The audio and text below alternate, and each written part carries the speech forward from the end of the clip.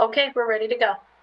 Good evening and welcome to the San Bruno City Council meeting of April the 28th, 2020. Obviously, we are shelter in place, so we are coming via Zoom. Wanted to also let you know that we are sorry for our delay, but we had a closed session that went a little bit longer and then had to switch to a different Zoom meeting.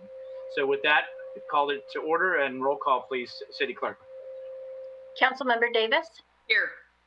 Councilmember Mason? Councilmember Medina? Here. Vice Mayor Salazar? Here. Mayor Medina? Here. Councilmember Mason should be here shortly. Momentarily, yes. Next, we're going to do the Pledge of Allegiance. City Manager Grogan, would you go ahead and please lead us in the pledge this evening for us? I pledge allegiance to the flag of the United States of America and to the republic for which it stands, one nation, under God, indivisible, with liberty and justice for all. Thank you, City Manager. Now we'll move on to public comment on items not on the agenda. City Clerk? You need to unmute yourself. I can't hear you. Thank you. If any members of the public who are in the meeting would like to speak, you can please raise your hand at this time. It's a button at the bottom of your screens. I don't see that we have any people calling into the meeting. So you should see a button on the bottom of your screen that says raise your hand. It's a blue icon. And again, this is for items that are not on the agenda. And I am not seeing any hands raised at this time. Nor am I. All right, we're going to move on to announcements and presentations. Item A, 2020 census. Paper versions of the 2020 census questionnaires are being mailed to all residents who have not yet responded. It is not too late. You can submit your census by visiting my2020census.gov or by calling 1-844-330-2020 or mailing in your paperless version. Folks, every vote does count, and what we do get is kind of a scenario of how we're doing within the county week to week. So the good news is for San Mateo County, this last week it became first, surpassing Santa Clara in the state for responses, which is great, at 62.9%. San Bruno, unfortunately, out of the 20 jurisdictions, we're in 16th place when it comes to responding back. We have surpassed the 60%. However, we obviously, the 61.4. The good news is we went up 3.9% from the prior week, which puts us in second as far as increasing our number within a week's time. So that's the good news. But the important news is that we need to get counted. It's important. There's various options: phone, mail, computer, etc. So the important thing is to take the time, please. It's very simple, but we really need to all be counted. This is how we get funding. This is how this county is going to get its resources that in end will help our community. So I very much encourage all of us to do that. Next, item B. Contractors working for the San Francisco Public Utilities Commission are replacing a water transmission pipeline that crosses Crystal Springs Road. This essential construction work will temporarily close Crystal Springs Road between Cunningham Way and Crestmore Drive to all traffic except emergency vehicles on weekends between 7 a.m. and 5 p.m. At 7 a.m. and 5 p.m. between April 20th and May 29th. Please allow additional transit time during this period. To learn more about this and other essential projects, please visit sanbruno.ca.gov/news. sanbruno.ca.gov/news. Moving on to item C, I apologize, under 5. Presentation by Caltrans on the Alamany Deck Replacement Project. And we are very fortunate to have a person that will be giving that to us. And may I ask Ms. Cheryl Chambers if she would be so kind as to go ahead and make that presentation. Hi, good evening, everyone. Apologies for not being able to be seen on this computer that has most of my information on it to share with you. So I wanted to start with a little background on why we ended up pursuing an earlier start. So let me share my screen with you. And so one of the things that we considered was the fact that the shelter in place reduced traffic 40 to 60%. Our goal had been in July, when this was originally scheduled, to seek a 30% reduction by doing some of the things that we're doing now, asking people to telework, asking more people to get out of their cars and use transit, and just not be on the roads. And so with this reduction, the city of San Francisco and also the contractor was able to accelerate the plans. So we started construction on the deck on last Friday. And I'll show you some photos of where we're going. But because of the freeway impacts, we've also had local detours, but not as many. I will go through some of the specifics, but for those of you who have been driving north on 101, we've been diverting traffic onto northbound 280. And so many of you have seen the following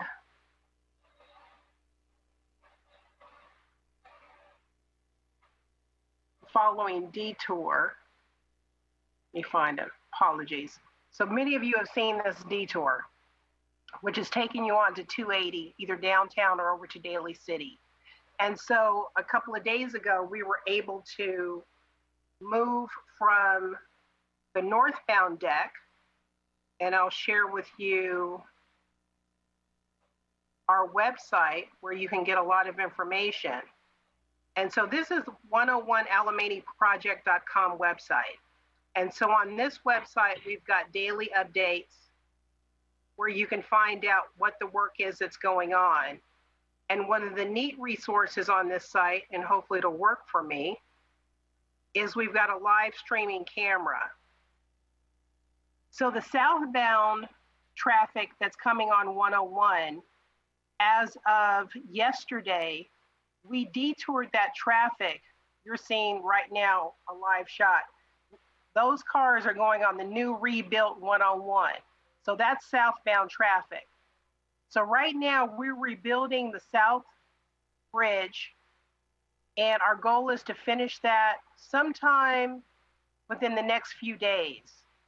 And when that's done, then we'll do some additional work on northbound 101, and then we'll open up both sections.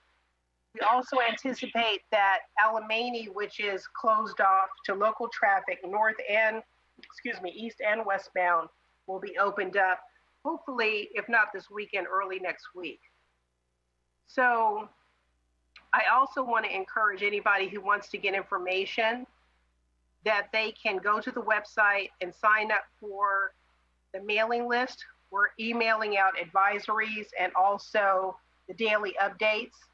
Additionally, we do a live broadcast on Twitter at 10 a.m. and 5 p.m., just to let people know what's going on, and also on Facebook.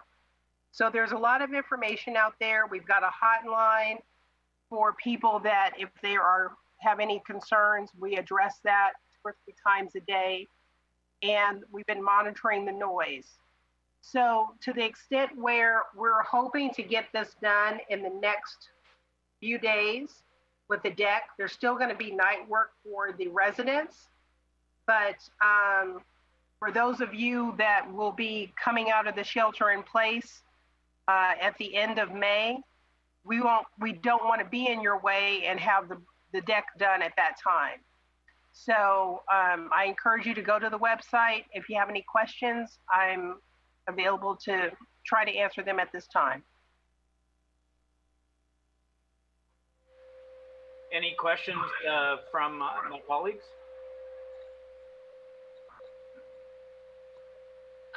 This is Councilmember Davis. I wanted to say thank you for that.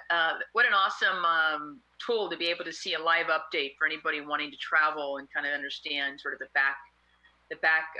traffic backup, et cetera. So, and better time to do it than now. Yeah, thank you. And, I did mention it, but 511 and Waze and Google Maps are also tracking the the travel and the work so that people can try to get around it. We're just saying, unless you have some essential reason to go through that construction area, just avoid it. Anything else, colleagues? Staff, anybody need to ask anything? Then, Ms. Chambers, I want to thank you very much for zooming in with us this evening and giving us that presentation and bringing us up to speed on what's going on. Appreciate it very much. Thank you, Mayor. Thank you, council members. Have a good evening, and look forward to letting you know when we're totally done with it. Thank you Good again. night. We look forward. Bye-bye.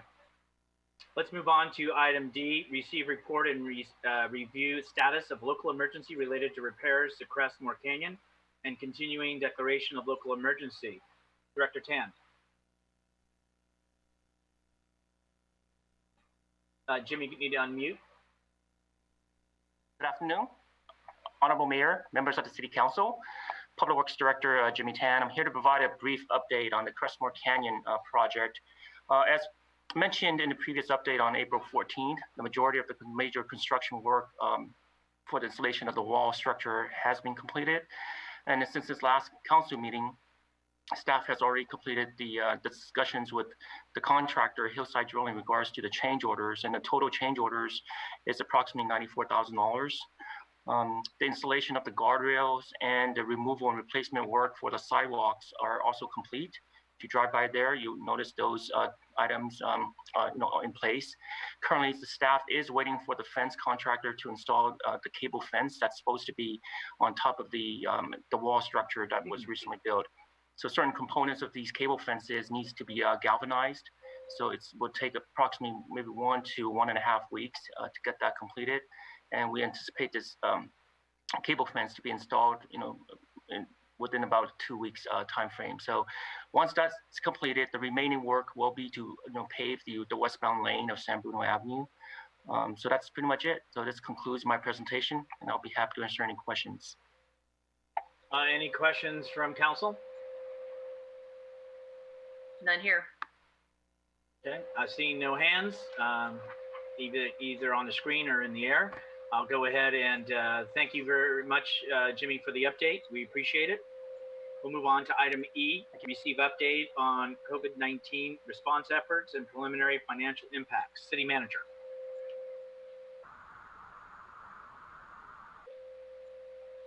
Hi, we have a little feedback, so 1 second. All right. I will give a presentation on COVID-19 and give the community an update. So we counted, and I think we're on our 43rd day of the shelter-in-place order. And we know now that it has been extended locally to the end of May. The object of this presentation is to provide the general public with an update on COVID-19 and everything the city is doing with regard to the shelter-in-place order and the public health pandemic. Our agenda, we will provide a high-level overview of a few county statistics. We'll talk a little bit about the order. We'll talk about a resource guide that the community received in the mail. We'll highlight again a number of the resources that are available for the public and our small businesses. We'll have a public service announcement from our police chief, and then I'm here to take questions from the city council. So an update on statistics. As of yesterday, total cases in our county is 1,099. There are a total number of deaths of 48. And the best resource that we continue to point the community to is the San Mateo County Health Department. And they have created a dedicated coronavirus website, and that is on the screen. So if you have any questions with regard to the order or statistics, it is a website with a wealth of information. And again, in this presentation, we wanted to provide just a snapshot of the data dashboard, and that is on the screen before you. And it provides a look at the total cases by day, a look at total new cases, age range, and so continues to be affecting every age group. Males and females about the same proportionately, and the number of deaths are still affecting our senior community more. than our younger community, and no one under the age of 50 has passed in our county. So everyone over, all of the 48 deaths have been individuals 50 or older. Just wanted to provide a highlight on two statistics. Remember, everything we are doing with our shelter-in-place order is aimed at lowering the bell curve. This is the total number of cases by day. And so as you saw in the prior statistics, it's currently at 1,099. A different way to look at that data are the number of new cases by day. And so what this graph shows the council and the community is that we are still trending downward on the number of new cases per day, hovering as of yesterday at just around 20 new cases. We are not at the lowest point, which was just under, or the lowest point, should I say, in April, which was just at about 5 cases at the beginning of April. But we are nowhere near the nearly 80 cases that was the spike. And so the number of cases that are tested and confirmed each day is on the downward trend, but really over the last 2 weeks, fluctuating between 40 to 20 cases per day in our county. Shelter-in-place order has a number of things that are restricted. We have modified our city operations, and all of our sport courts are closed. Most construction is prohibited. All of our picnic tables and areas, barbecue areas are closed, but the public are able to use the park. Unfortunately, you cannot use the dog parks, and all of our group sporting events have been canceled. And we have still canceled all of our board, commission, and committee meetings for the city. We are looking to resume a number of those beginning in the month of May. The next thing I want to talk about or touch on is that we all know that the county announced that they would be extending the shelter-in-place order for San Mateo County through the end of May. However, the details of that have yet to be released. What the county did say as of yesterday is that the restrictions will largely remain the same through the end of May, but the new order would include a limited easing of some restrictions that are thought to have a low risk or be a low risk activity. And so as a county, we are still waiting for what those are, and we expect them by the end of this week. As we all know, masks are required, or some face covering, should I say, is required. And so a scarf, a bandana, a turtleneck, that went into effect starting at midnight on April 27th. So we have been providing a number of graphics to remind the community of this on all of our social media platforms. And the graphic on the left-hand side is what is in our city offices. That apparently has my picture, but that of some of our other staff, just reminding people that are working here as essential workers that when they're within 6 feet of each other, they need to wear masks. The community also received, I received mine this Saturday in my mail, and I think most of the community received their special COVID-19 resource guide in the mail. It is a wealth of information developed by your very own City of San Bruno employees on COVID-19. The guide is available on our website in Spanish, as well as nearly any other language, and can be translated using the Google Translate feature. And so to go online, you go to our normal web address, sanbruno.ca.gov/COVID-19 guide. And on the bottom, you can translate that into nearly any language. But I really just want to take a moment to congratulate our staff on taking the initiative to put this mailer together and actually repurposing funds that were going to be used for our spring recreation guide that unfortunately was canceled due to the cancellation of our recreation programs. So COVID-19 testing still remains something of primary interest to our residents. Testing, unfortunately, is still limited, and it is limited based on screening criteria. The best site is still verily.com for our community if you are experiencing COVID-19 symptoms, or you would like to go on just to see if you are eligible. The eligibility requirements will change over time, but the free testing in our county is available at verily.com. There are a number of other private testing facilities. The best way to access that is through your primary care physician. On the screen, we have the information for Kaiser and also Dignity Health. And we do have a Dignity Health COVID-19 testing site in San Bruno at the Dignity Health Urgent Care Center. That is a paid service, but residents can go on to the Dignity Health website and acquire a test through Dignity Health. One of the things that we also want to provide the community as a resource is we know that there is a lot of stress with regard to COVID-19 and the shelter-in-place order. And CORAsupport.org is an amazing resource, and we encourage anyone in the community that may be experiencing abuse or is just overwhelmed to go to CORA. Their number is 1-800-300-1080.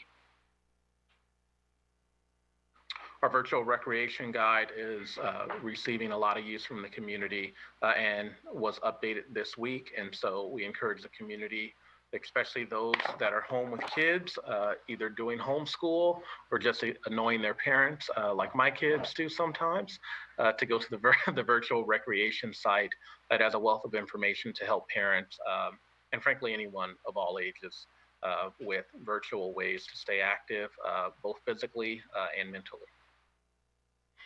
Live stream story time available Tuesdays and Thursdays at 11:15 a.m. So for the little kiddos, just before nap time, hopefully. And that is put on by our very own City of San Bruno Library. Small business assistance. There was a major milestone just yesterday with San Mateo County Strong launching their application process for the SMC Strong initiative. And there is over $1 million in grants available countywide through the Small Business Grant Program. And we encourage any small business to go to SMC Strong and apply for those funds. Sam Cita and Roseanne Frost was at the April 14th City Council meeting and provided the City Council with an amazing update on everything that Sam Cita is doing to help strong business or small business in San Bruno. This can be accessed through the City of San Bruno's COVID-19 homepage, and we'll talk about that in 1 second. Another thing that we wanted to highlight is partnering with the partnership that we have with the San Bruno Community Foundation and the Chamber of Commerce, both which have really been a partner to the city's Emergency Operations Center and participating from the beginning, really when we activated on March 16th, working and thinking about ways to support the San Bruno business community. And without further ado, adhering to the shelter in place has been a topic of significant discussion. And as the community knows, we have developed a number of public safety announcements, and we wanted to take a moment to show the community the latest. And let me click play.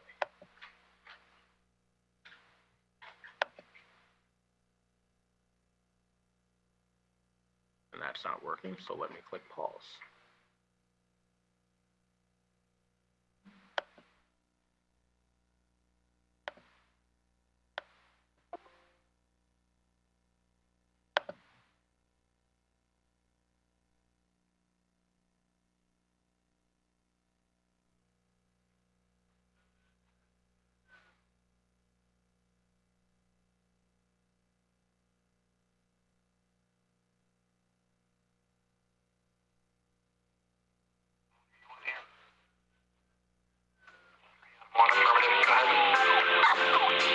Hello, everyone.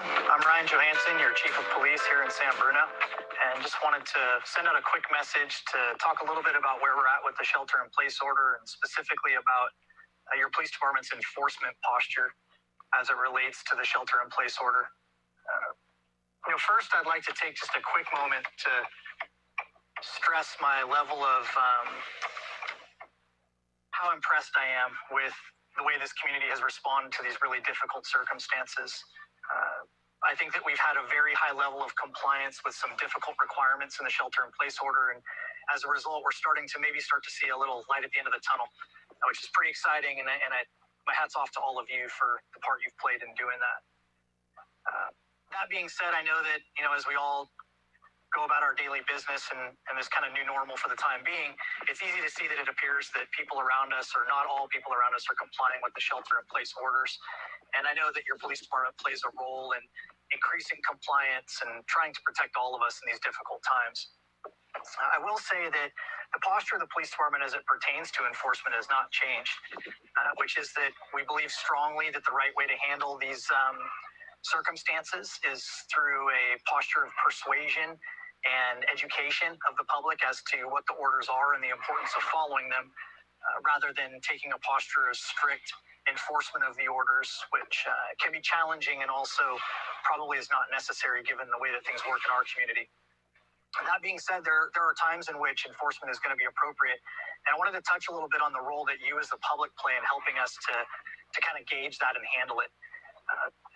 To be quite frank, there are a number of violations of the shelter-in-place order that we would like the public's help in reporting so that we can address them. But these are the more egregious violations that are a little bit easier for us to take on as a police department with all of the other things that we have going on. Some examples, of course, would be large-scale gatherings in public places. Big parties at parks and things of that nature are certainly concerning. Large-scale construction projects that involve big crews of people and appear to be non-essential or unnecessary. These are the kinds of things that we would like for you to call and notify your police department about. Another example might be an essential business like a restaurant or a grocery store, in which really there's just no regard for the social distancing parameters at all, and where you really need the police department's help to kind of get these businesses on board and helping to protect us all while staying open. However, there are some examples of things that, while you will see them day to day, really there's no point in reporting to the police department, either because the violations are very minor or difficult to prove, or because they are just a real drain on resources because of their volume, or they're transitory in nature and difficult for us to come across. Some examples of this would be calling in people who aren't wearing masks. Quite frankly, there are some specific terms under which people are not required to wear masks under this shelter-in-place order. And so calling in to report seeing someone on the street who wasn't wearing a mask really doesn't serve very much purpose and can be a real drain on resources. Also calling in, people who you believe from your observations simply do not appear to be complying with the shelter-in-place order, meaning that they're out and about for what doesn't appear to be essential business. This is obviously really, really difficult to prove and very difficult for us to respond to. Most of those folks will, in fact, be out for some essential or legitimate business, such as exercise or obtaining supplies. And so we really would prefer if you not bother reporting those things to us. So if you see these more egregious violations and you want to report it to the police department so that we can help take care of all of us, the right way to do that is to call our non-emergency phone number. That's at 650-616-7100, as opposed to reporting it through any other medium. That will give us the most prompt response and the best ability to handle it appropriately. So I'll just close by kind of saying on a little bit of a more emotional note that I've been with your police department for about 15 years, and that means that I've been here in the city through a number of trying times, right? We're no stranger to challenge, and we're no stranger to tragedy. I worked here as a detective during the pipeline explosion. I also worked here at the active shooter incident at YouTube and the shooting incident at San Fran and countless other critical incidents that we've faced together as a community. And in each case, I've been nothing short of awed and inspired by the resiliency of this community and by its ability to get through these times by bonding together and taking care of one another. And I'm extremely confident that this will be no exception to that. So again, please don't hesitate to report the egregious violations to us, but instead, let's try to put our primary focus on how we work together, take care of one another, encourage each other to comply with the orders, and get through this sooner rather than later. So thanks so much for taking a few moments to watch this video. I hope it was helpful, and you'll be hearing from me again soon. Thank you. Stay healthy.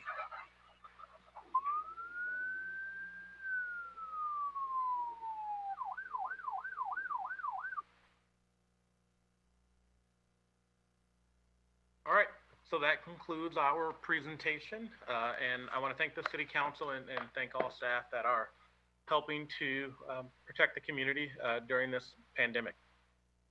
Thank you. Thank you, City Manager. Any questions or comments from my colleagues? Chair, Yes, please. I just wanted to thank the city manager for the presentation. I think that was great. And I wanted to comment on the chief's video. I think he's definitely a natural. I felt like I was watching an episode of Cops. I could hear the music in my head. That was really good. So thanks for putting that together. I think it's important to get those messages out. Laura. Thank you so much, Jovan and staff, for putting together the mailer. I really appreciate the time and the effort that was put in, and I know there's a lot of great detail, especially contacting businesses to see who's still open in our community. It's a great handy guide. It's a good resource material. If anything, it's a list of places to go for dinner for takeout tomorrow night. But more importantly, it really provides the information for those residents who just don't know. They're not connected to the internet like most of us are. They really don't know who to call, and they really are left at home without the information. So excellent job, way to go. And thank you for continuing to report good numbers and to continue to see it decline. And I want to just end, I think, as hard as it is, and as we go through these next 30 days, it is so important that we all keep our 6 feet and that we don't do the things that we want to do and we feel like this is enough. I've done this. I got to hear somebody who was a medical provider in New York just share very heartfelt concerns, and everything we do, we cross the line, we're definitely endangering our healthcare providers. And so don't be selfish. Really stay home, take care of yourself, wear your mask, keep your distance, and wash your hands. I get a report that I know that there's some concerns from the council members that water rates are going up or that water usage is going up, and actually the contrary. Water usage is declining in San Mateo County.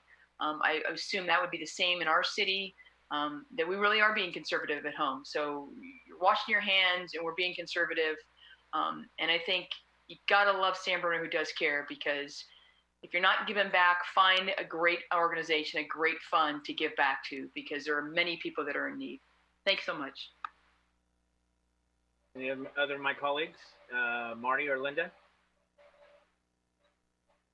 Marty. Sure, Mayor. This is a difficult time, and we just have to we have to wear it out. We have to just keep on doing what we're doing. The numbers are low, but let's not try to be creative in getting around the social distancing. I mean, it's terrible for myself, it's terrible that baseball season got canceled in San Bruno, right? We found out yesterday. But that's the reality. We want to take care of this problem. So continue doing all the good things. Thank you. It's going to be another month or so, but I think we'll be all better for it. So thank you. Thank you. Linda, did you?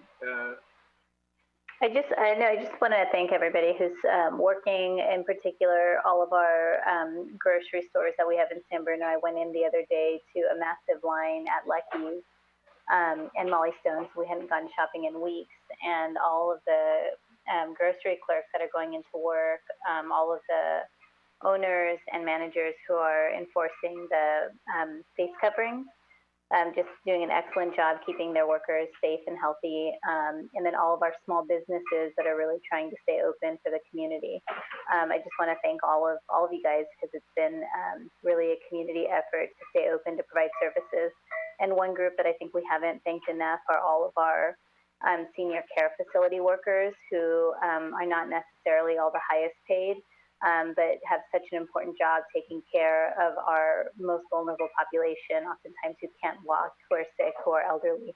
So I want to make sure that they get a thank you as well, because there are a lot of them in San Bruno, and it's such an important job. Thank you. Thank you, my colleagues. I just had a few things. just on the testing element, the county manager is still working on, there's one at the fairgrounds, but trying to get one in the south and one in the north. That is currently still being worked on as of today when he made the statement. Also, it's affecting all of us, not just within here. Some interesting news that I did not know, but on Caltrans, we're noted for the 7th largest system within the country.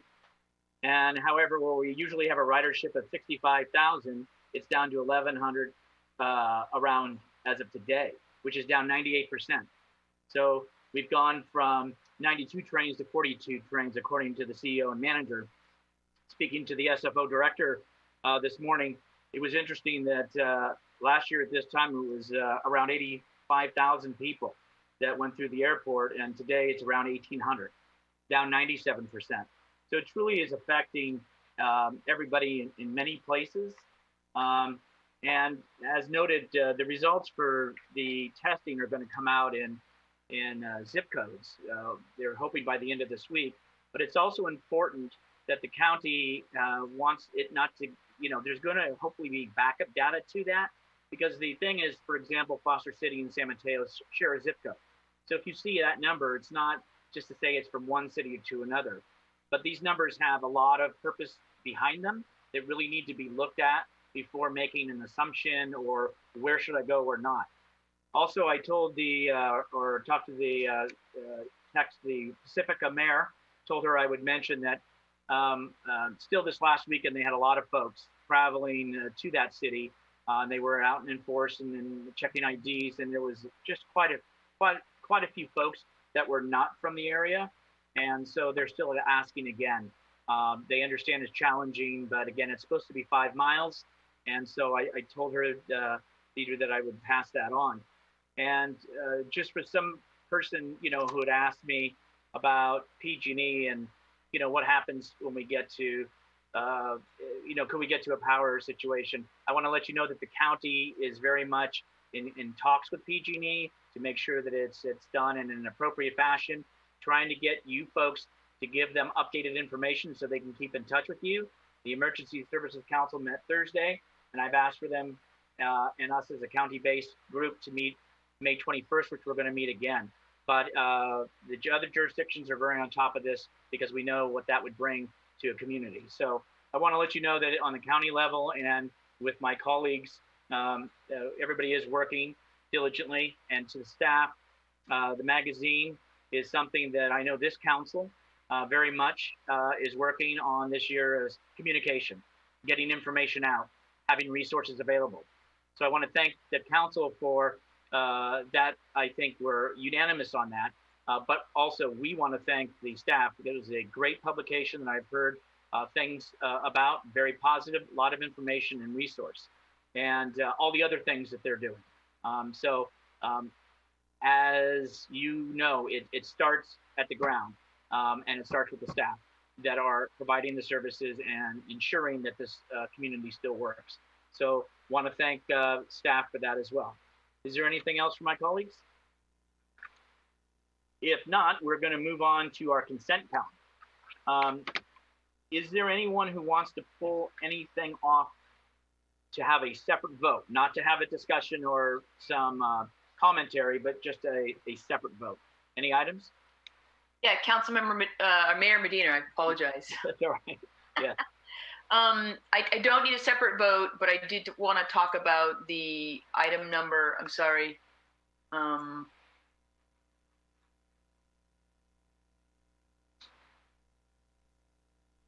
Oh, it was in reference to the paving. G? Yeah, sorry.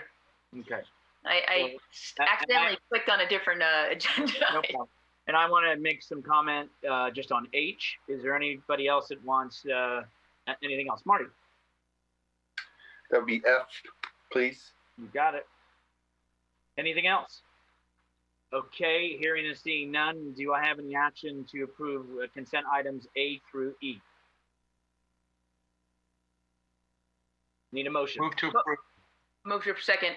I have a motion by Salazar, seconded by Davis. We need a roll call, City Clerk. Councilmember Davis, Yes. Councilmember Mason, Yes. Councilmember Medina, Yes. Vice Mayor Salazar, Yes. Mayor Medina. Yes. Motion carries. Okay. Oh, and you know what? And I apologize, team, because we could have listened to the comments and then taken it all. So that's that's what I got stumped. got ahead of myself. So what I'm going to do is we're going to go through F, G, and H, and then we'll take them as a collective. So first, let's start with Marty's item, which was F, the resolution accepting the project design, accepting the Susan Drive intersection improvement project as complete. Marty. Yes. I brought this up because it's been an ongoing issue up in that area, and I know that it went through the TSPC and it came back to council, and staff were able to get this job done, I believe, effectively. But I wanted to also allow staff to kind of give a quick little rundown on it, because it is more of a unique project that we've done that I have not seen done before here in San Bruno. Sure. Director Tan, please. Yes. Good afternoon, Honorable Mayor, members of the City Council. I can provide a brief overview of the project. It is unique. It's something that we haven't done before. And initially, when we were looking at this site distance issue, staff brought the item to council with the recommendation of installing bulb outs at these intersections, but the cost of those were of concern. So staff was requested to look into other different measures, to have some similar effect at these intersections. So with that, staff came back to council to propose the installation of these curb extensions with these rubber bumpers, and then with some painted red curbs at these intersections, and then also the installation of these high visibility crosswalks. So 4 intersections were completed as part of this project: Fastman Drive and Susan Drive, Jeffrey Drive at Susan, as well as Summit Road and Elston Drive. So the city signed a contract with Chris Company in the amount of $57,000 for this project. And currently there was a change order of about close to $9,000.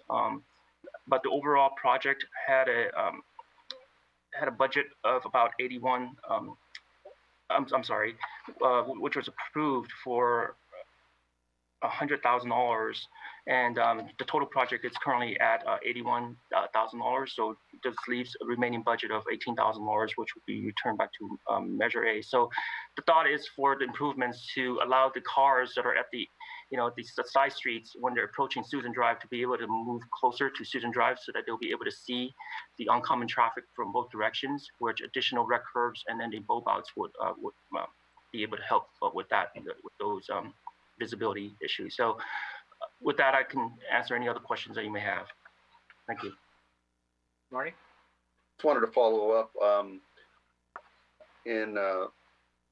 Have there been any efforts to contact the residents in that area to see how they feel that they're working, to see how much easier it is for them to see around those vehicles?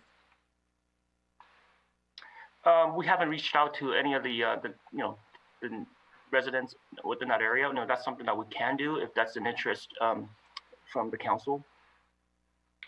I think I would be interested in that. It was a pretty heated TSPC meeting, and I think it's effective. I've driven over there a few times, and I feel I can see a lot more as I'm trying to make those turns. Okay. Any other comments or questions from council? Through the chair. Mr. Salazar. Yes.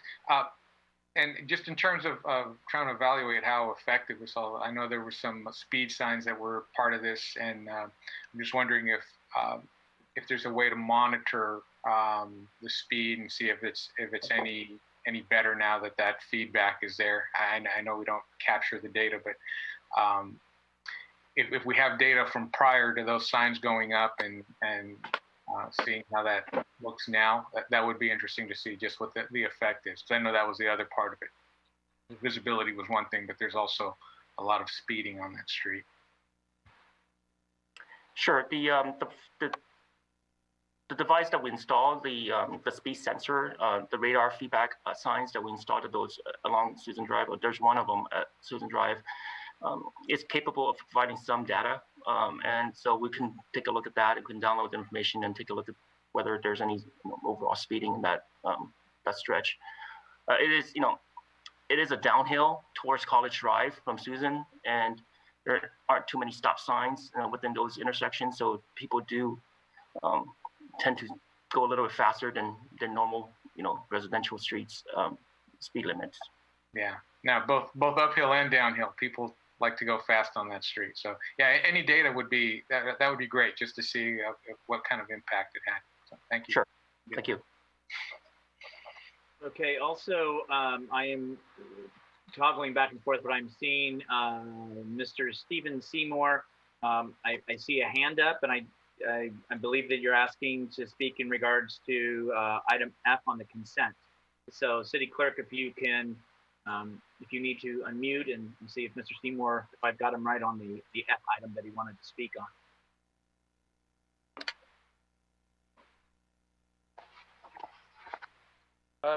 Can you hear me? Yes, we can. Okay.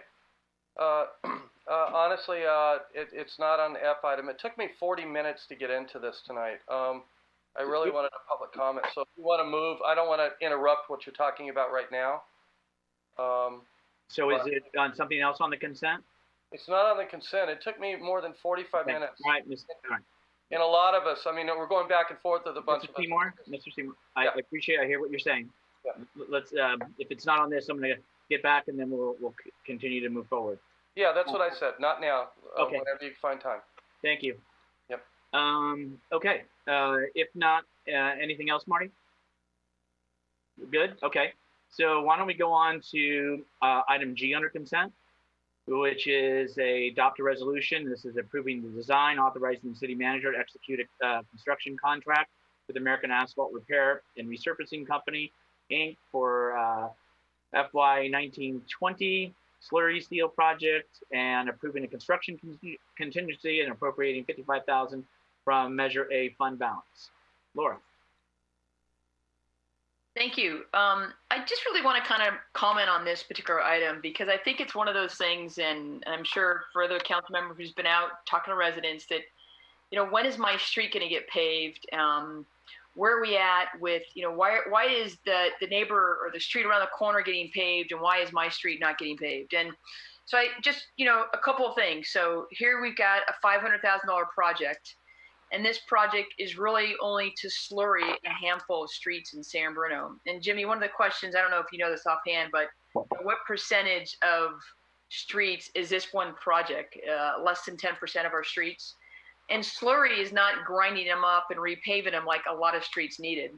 In addition, this project is really just to address some streets that fall into what we call collector or arterial streets. Can't say that right. But one of the things I will be asking council when we come back again is to provide really residents with an opportunity to say, well, where's my street on this list, right? We have what's called a PCI, which determines the grading of your street in terms of the condition of your street. And we know that overall San Bruno streets aren't in a great condition, and that we fall into 64 on the PCI. But more importantly, you live on a street, it hasn't been paved in many years, you want to know when, where do I fall? And so I don't know, it's at some point that we can look at, a 5-year plan, and what streets can possibly make it to the list. Maybe, you can't hold us to it because things can change and funding changes as well. But this is an expensive item for just slurry. It's only a handful of streets, and I just think that residents care and want to know, which is why I wanted to actually kind of talk about it aside. There's a map that's included and a list of streets that are included with this presentation. So if you're logged in and you haven't had a chance to look at the agenda, it's a good opportunity to see which streets are on the list. Thank you. Any other questions or comments from council? Mr. Mayor? Yes, Marty, please. Yeah, I also was pulling this to discuss it a little bit because slurry is to take care of the streets that are in decent shape, to preserve that street so it doesn't degrade as quickly as others. We are in a situation where we have, as a council, now in the past, we have not had the funds available to do more repair and maintenance. And this is one of the reasons why I believe our residents supported Measure G. My comments on this project specifically are, I was curious how at the Marymount development, the whole interior of that development is being slurried. And then on the Marisol, it isn't. I could already imagine how somebody who lives just on that other part of that street in that development is going to say, why not mine? And that's pretty common, but because everybody wants their street to get a treatment. And I was wondering if, what was the thought behind that?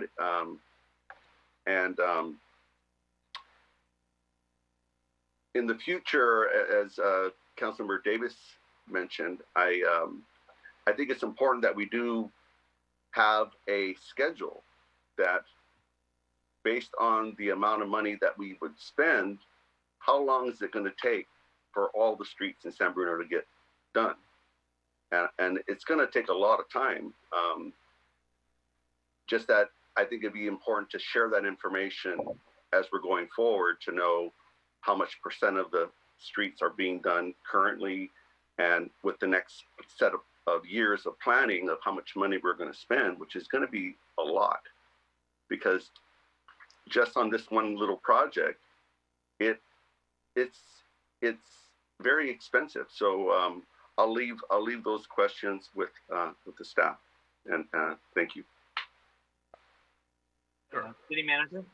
Yeah, why don't I just take the latter question, which is how long will it take us to pave all of our streets? When we went out for Measure G and we developed the factual information around it, one of the things we knew is that even in a good year, which we know we're not in now, Measure G was estimated to bring $4 million a year. And even if all of that went to streets, it would not solve our problem. I believe the number is, depending on if we were going to do it in a 5 or 10 year horizon, it was somewhere between, we needed $6 or $8 million just to bring our streets to an 80% PCI where we needed them.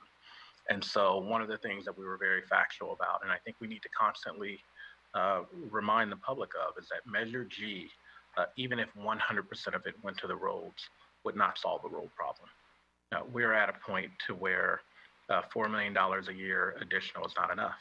And Measure G will potentially go to other things, roads plus. And so I think it's important to know that. We have a fiscal sustainability issue, and it's going to take a multi-pronged, multi-year solution to get to where we need to be for roads and other items. I do want to turn it to the Public Works Director to address the point specifically on this item. Sure. Good afternoon. Good evening, actually. Honorable Mayor, members of the City Council. Regards to the selection of streets, the city actually uses a program, a software called Street Savers, and to select the streets. And the program actually provides an output of what the recommendations are. So, staff don't arbitrarily go ahead and select, certain streets within the street network to be able to repave or resurface. We rely on this software, which is similar to what other agencies do, up and down the peninsula as well as in the East Bay. And so, we have both the reconstruction project and as well as this preventative maintenance. As Councilmember Medina mentioned, this is for prevention of some of these good streets to prevent them from failing, because we just can't go ahead and spend more money to reconstruct these streets in the future, because we have, these are like somewhat like a cheaper way of providing some treatment so that these good streets and don't end up failing in the future. So, or else we'll end up spending more money to reconstruct these streets in the future. So it is, this is a project Councilmember Davis mentioned or inquired how many miles of this right now on the list of streets. I don't have that number on top of my head. We, as mentioned in the staff report, there's a total of 89 center miles within our street network. I don't know what the percentage is in relation to this project is, in relation to the total lane miles. So yeah, it is very expensive, and previously when I first started in San Bruno here, we were only budgeting $800,000 a year in the in the paving program, and which was a drop in the bucket to be able to do what we need to do. And as city manager mentioned, there is a need of about $8 million a year in order to get that PCI up to 80 if we wanted to. The last deferred evaluation that we did to look at how much the entire need, there's a backlog of, if we only do certain streets a year, these deferred maintenance costs will start to escalate. It's in the order of $40-something million in the next 10 years if we don't do anything in these for these streets. So funding is an issue, and I know Measure G is also there, but as city manager mentioned, it's just not enough to be able to go around to be able to do everything that we want to do with these streets in our city. Thank you, Jimmy. Thank you. Linda. Yeah, so I don't know if it's just me, but I'm kind of new to the different phases and levels of the street repair. So first, I'd like to ask if the council agrees for just a future report on where we are with street repairs, and then the different, like you said, slurry, and then I think at one of the last meetings we talked about repaving, and then there's like a whole different term, I believe, when you're redoing the entire street. And so I think it would be great, because this was a pretty, I think people are quite vocal about having their streets repaired, and it would be great just to have, I don't want to take too much time, but a really brief report on the different levels of street repair. And then it sounds like the work's already been done around where the streets fall within those levels. So like how many streets are within, they need a total repavement, how many streets fall within the slurry. And maybe we can just start there, because I agree with Councilmember Davis that we really do need to have plans for these larger initiatives. And then I'm looking at my map right now trying to remember a street, and I believe it was 7th Avenue. That was just, that street just desperately needs to be redone. And I'm wondering if we're better off using the term slurrying these streets that may be in better condition versus saving that cost for 2 years and redoing an entire street that has never been redone. So I'm not sure what your thoughts are on that. It's just, I know that there were some streets that I just thought were in such horrible condition. Sure. City manager. Sure. Why don't I take the beginning of that? Linda, one of the things we do every year during our capital budgeting process that is coming up is we talk about all of the streets that we're planning to address that year with the budget, within the budgeted resources that we have, and we talk about the various treatment types: slurry seal, grind and overlay, complete reconstruction. And so as we begin the capital budgeting process for the upcoming fiscal year FY 2021, we will certainly have that conversation and give the city council a full overview of the different treatment types and why we're planning what we're planning. I think to your latter question about would we potentially be better off with not slurry sealing these streets and going forward with maybe a street that is more further degraded.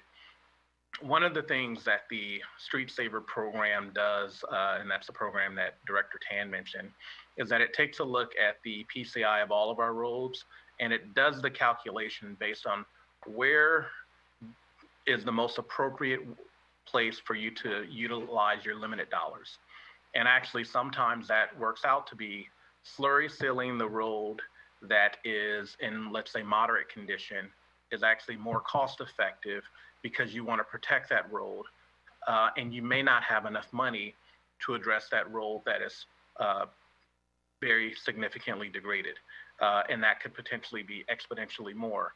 And so when you have limited resources, sometimes the program and decisions are made to slurry seal roads to protect them so they do not degrade further, because a fully degraded road is, let's say, not getting a lot more worse, waiting another 6 months or another year, but it's important to protect the integrity of a road that has started to develop that alligator cracking and have a penetration in the surface, because you do not want the water to penetrate down and further degrade the subbase. And so all of that is taken into account with the engineers when these recommendations and funding allocations are made.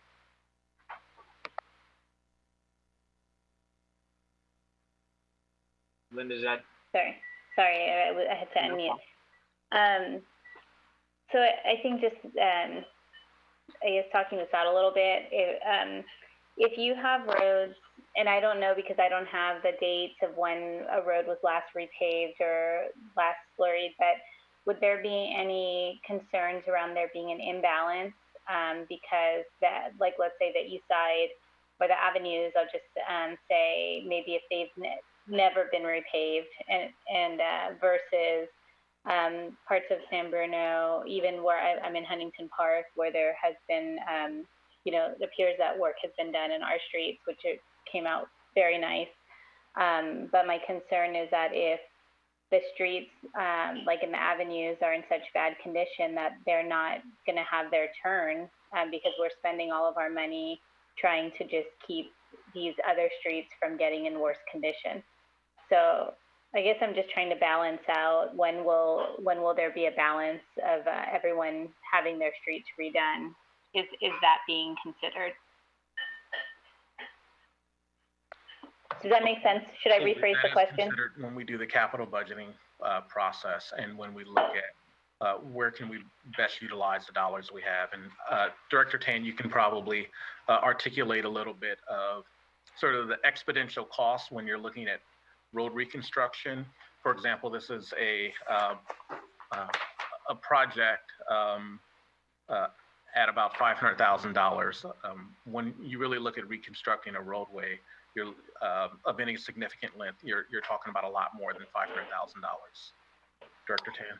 Yeah, so a while back ago, street paving is always, I guess, a hot topic, right? Because a lot of people, do feel that their streets it needs to be paved. The city actually has done a study session with the council a while back ago too. And maybe that's something that is worthwhile doing to kind of share some of our information in regards to when these streets need to be, the graphs showing when the preventative maintenance should be performed and overall cost of reconstruction, rehabilitation, and slurry seal. Because, if you go down the line, there's 3 different treatments, right? The preventive maintenance is the most cheapest, which is this slurry seal.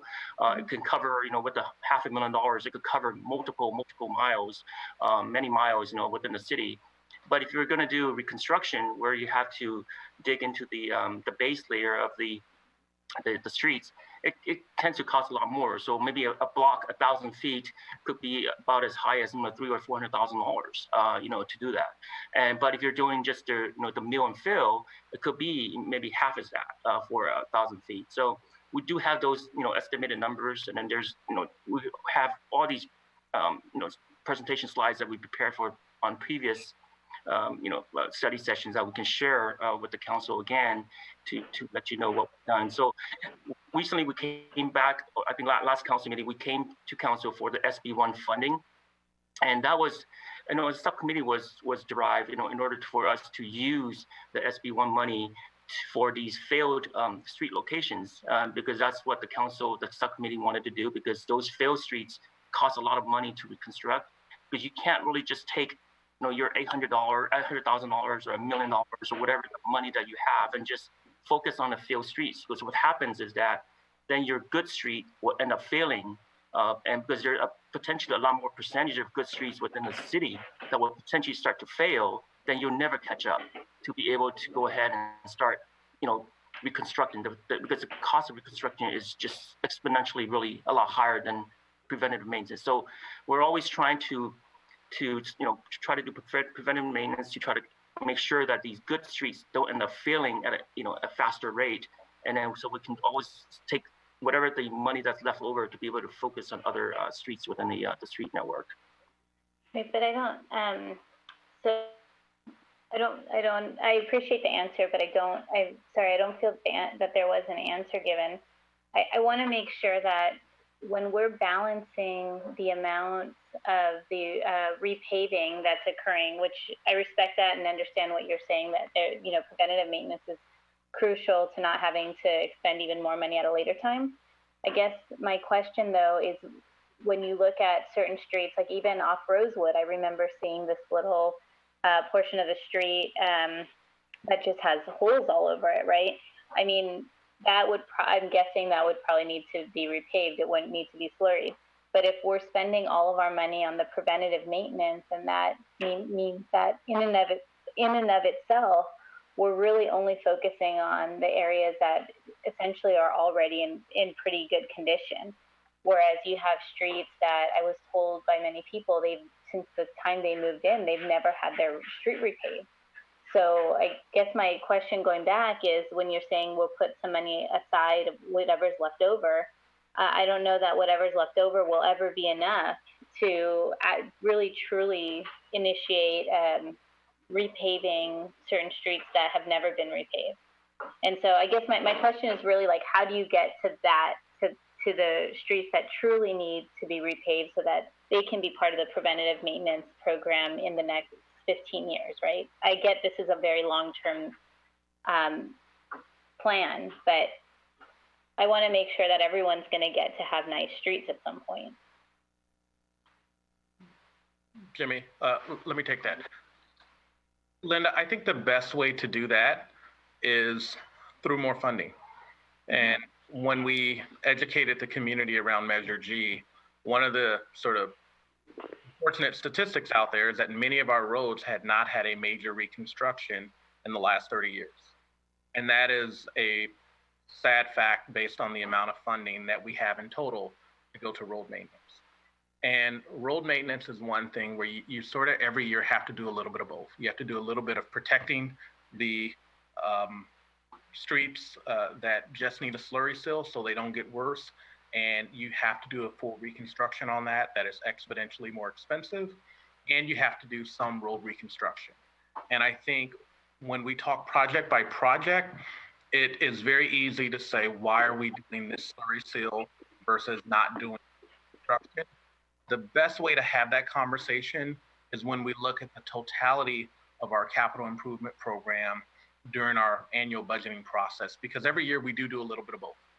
And generally every city does a little bit of both because you really want to. If you only focused on all of your money on reconstruction of failed roads, your total backlog and your total financial burden would increase, because you need to do some protection of those roads that really just need a slurry seal to stop the water penetration.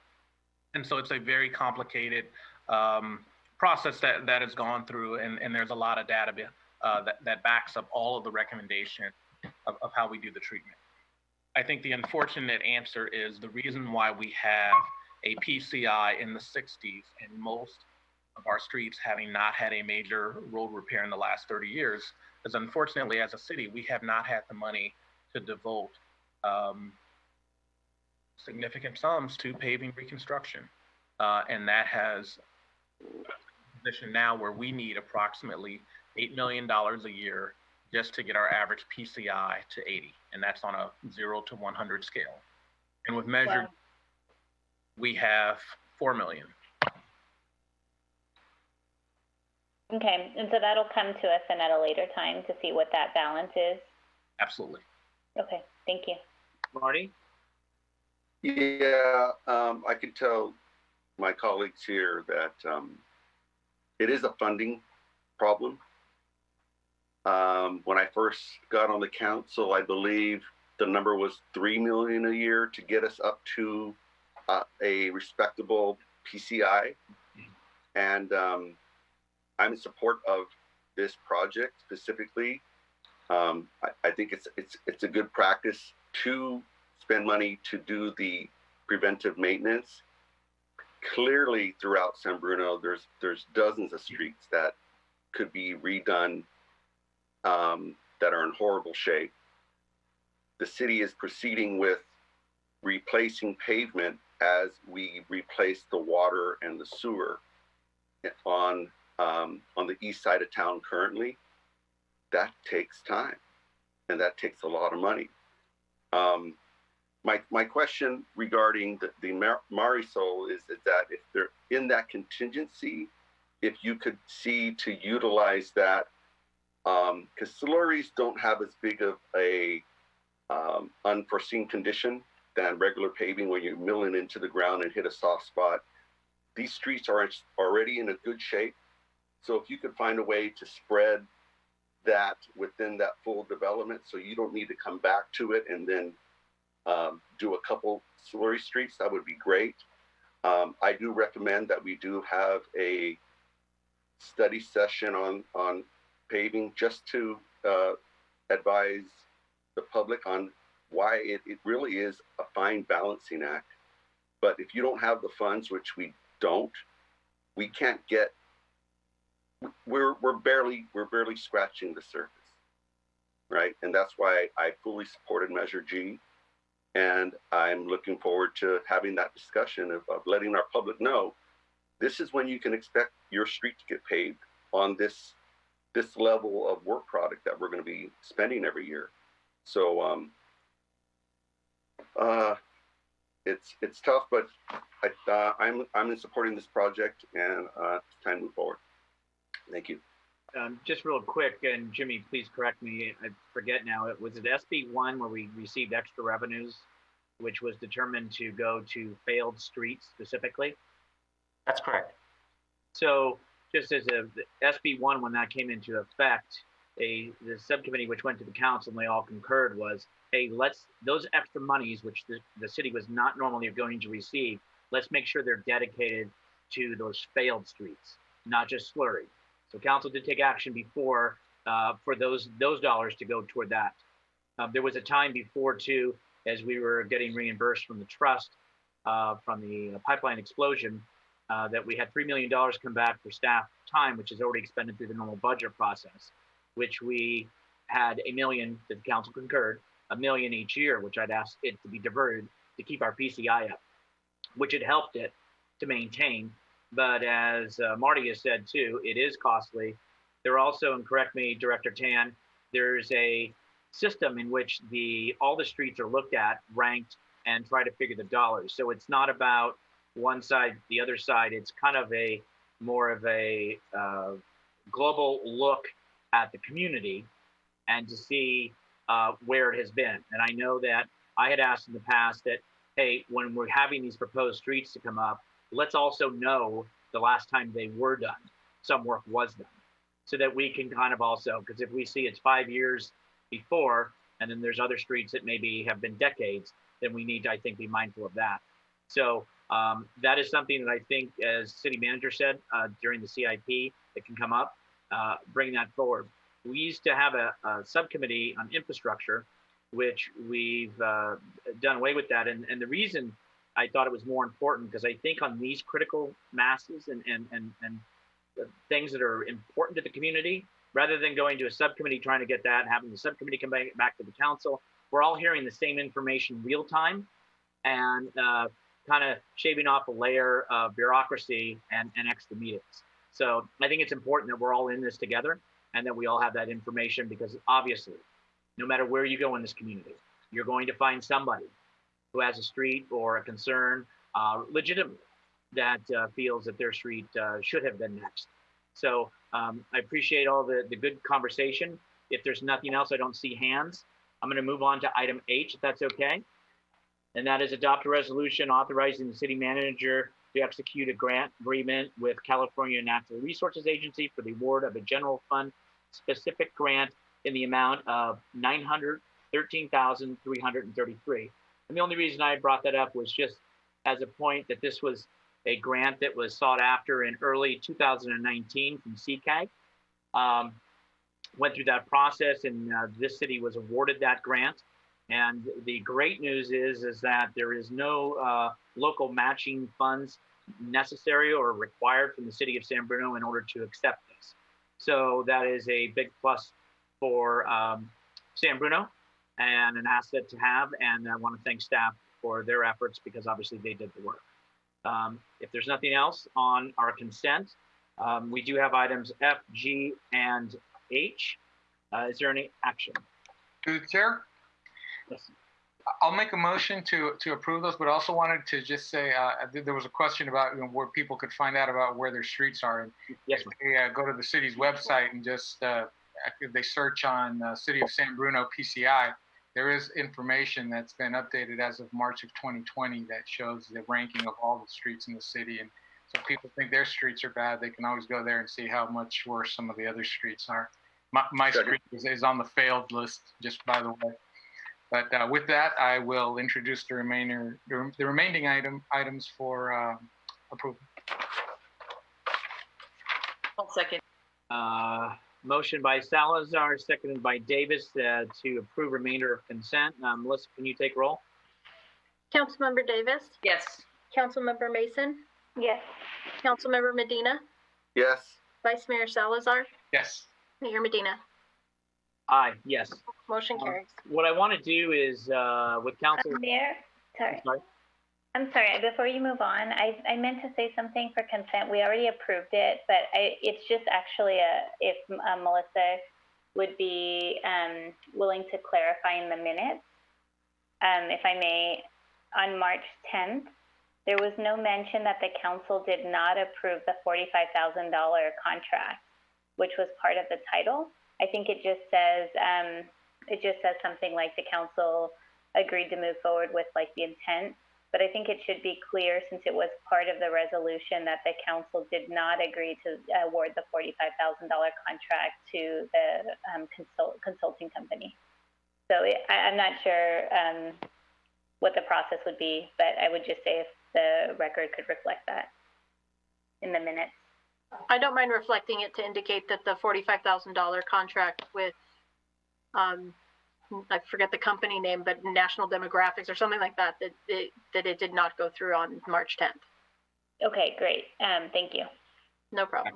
The contract itself was not correct. Right, the contract itself was not adopted that night. Right. Okay. Okay, thank you. Let's proceed on. What I'd like to do is, with council's indulgence, I'd like to just go ahead and open up for public comment. I'd like to call on Mr. Seymour, and if there are any other persons that had wanted to speak, and I have the list of who was there at the beginning, but that wanted to speak, if you could raise your hand. But Mr. Seymour, appreciate your patience, and we'll go ahead and open up the mic for you, and if you can unmute yourself, and please go ahead. Thank you, Mayor Medina. I really appreciate it. And I'm sorry that I couldn't speak earlier in the meeting, but it took me a long time to get on tonight. Can you guys hear me? Absolutely. Yeah. Okay, because my screen just changed. All right, I just wanted to let everyone know that in this pandemic, there is a group, and for those listening, called Marinship Emergency Medical Manufacturing Group.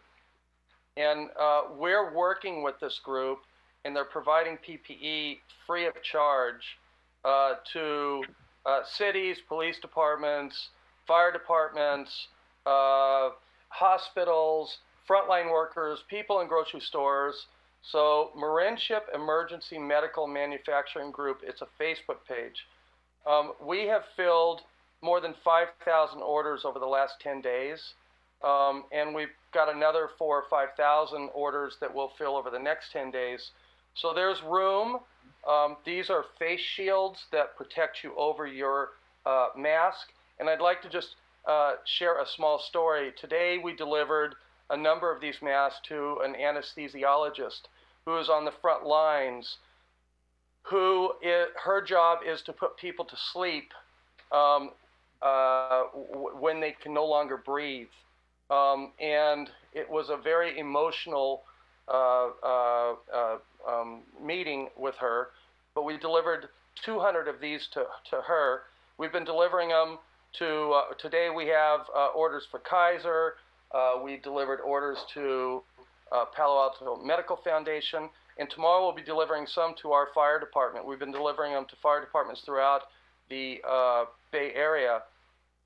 And I just want people to know that this group exists. It's a group of companies that are located in Sausalito, and they've turned over their manufacturing to manufacturing PPE. All of this is being delivered and made free of charge. If you go to this Facebook site, there's an order form, and there's also a form where you can donate, because this is costing a lot. We're shipping throughout the country, FedEx, and it's a lot of us are extending not only our personal time but also our money to do this.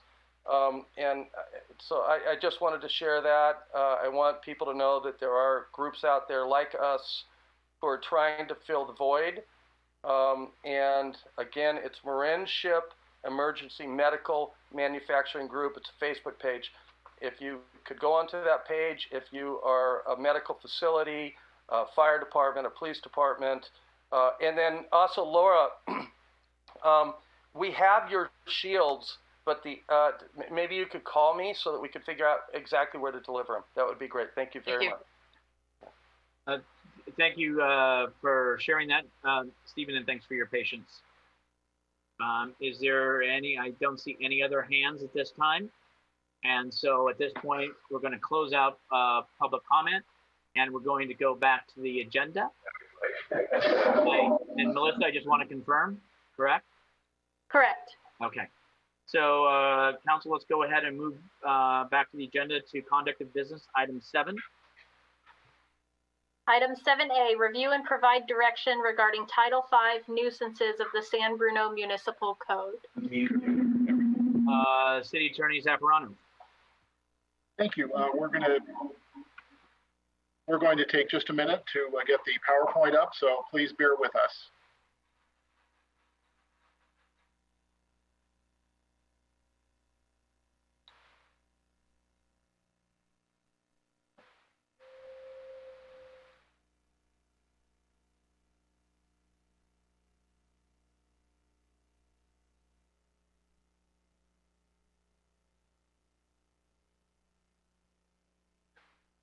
All right, can everybody see the presentation and hear me? I can. Yep. Looks good. Yes? Yes. All right. So tonight we're going to take a couple of minutes and look through Title V, which is part of the city's municipal code revision process. And our agenda tonight is we're going to go over just a bit of a background. We're going to discuss the policy issues around Title V and request some direction from all of you, and then go over next steps. So here's the background. You've seen this before for our prior municipal code amendments. And so we started this process in late 2018. And the primary focus for the City Council was to review these chapters of the municipal code for internal consistency and to make sure they're consistent with current law. And in addition to that, the City Council has also had a policy discussion for those required revisions about a number of provisions in each of those chapters. So for example, in October of 2018, we looked at Title I and Title II. There were a number of policy changes in both of those titles. And then the Quality Code Publishing, which is our code publishing company, completed their review of the municipal code and made a variety of recommendations. So then in November, the City Council adopted revisions to Title I and Title II.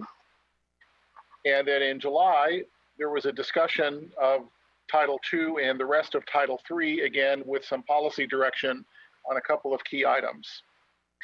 And then finally, most recently, last month, you adopted revisions to Title IV, licenses and regulations, And again, also there were a number of policy revisions for consistency with state law and issues, for example, such as vending in city parks. So that's where we've been, and this slide shows where we're going tonight and in the next couple of meetings. So Title V has 8 chapters, and the title of the title is Nuisances. So this is an important chapter, and we want to make sure that we go through any and all of your questions that you have about it before we bring it back. So these 8 chapters have to do with what's a nuisance, talking about enforcement, and then talking about particular kinds of nuisances like weeds, graffiti, unruly gatherings, alcoholic beverage sales for businesses that have already been approved, maintenance of distressed properties, and then finally registration of foreclosed and abandoned properties. So all of these things are part of Title V, which is what the city does to regulate basically the look and feel of the community. So this is an important chapter, and there are a number of policy questions that we're going to go over tonight. And before we do that, I want to just give you a very brief preview of what we're going to be focusing on. So we'll mostly focus on chapter 5.04, which is the definition of a nuisance. And so the important thing here is we want to look to make sure that this section is consistent with the newly amended zoning ordinance regarding parking. So we'll spend a few minutes talking about that. I want to make sure that we take a pause to discuss any other desired amendments about parking. And this is, by the way, on private property, not on public property, because that's what nuisances are addressing on private property. And then finally, we want to take some time to discuss any new provisions about other topics that maybe aren't currently covered in the chapter. So let's take just a minute and review the chapters where we're proposing only minor amendments. There are some of those in 5.08, which is enforcement, nuisance abatement, and cost recovery. There are some in 5.16 regarding graffiti, and some in 5.22 regarding alcoholic beverage sales. And all of those are addressed in more detail in the staff report. I'm not going to go over them in detail right now, but I'd be happy to answer any questions about them. So if we go back to nuisances in general, and I think it's important, this was in the staff report, but I want to display the entire portion of the staff report because I think it's important for the City Council and the public to understand that Title V has really been proved to be both comprehensive and sufficient to address by code many, if not virtually all, of the code enforcement issues in the city.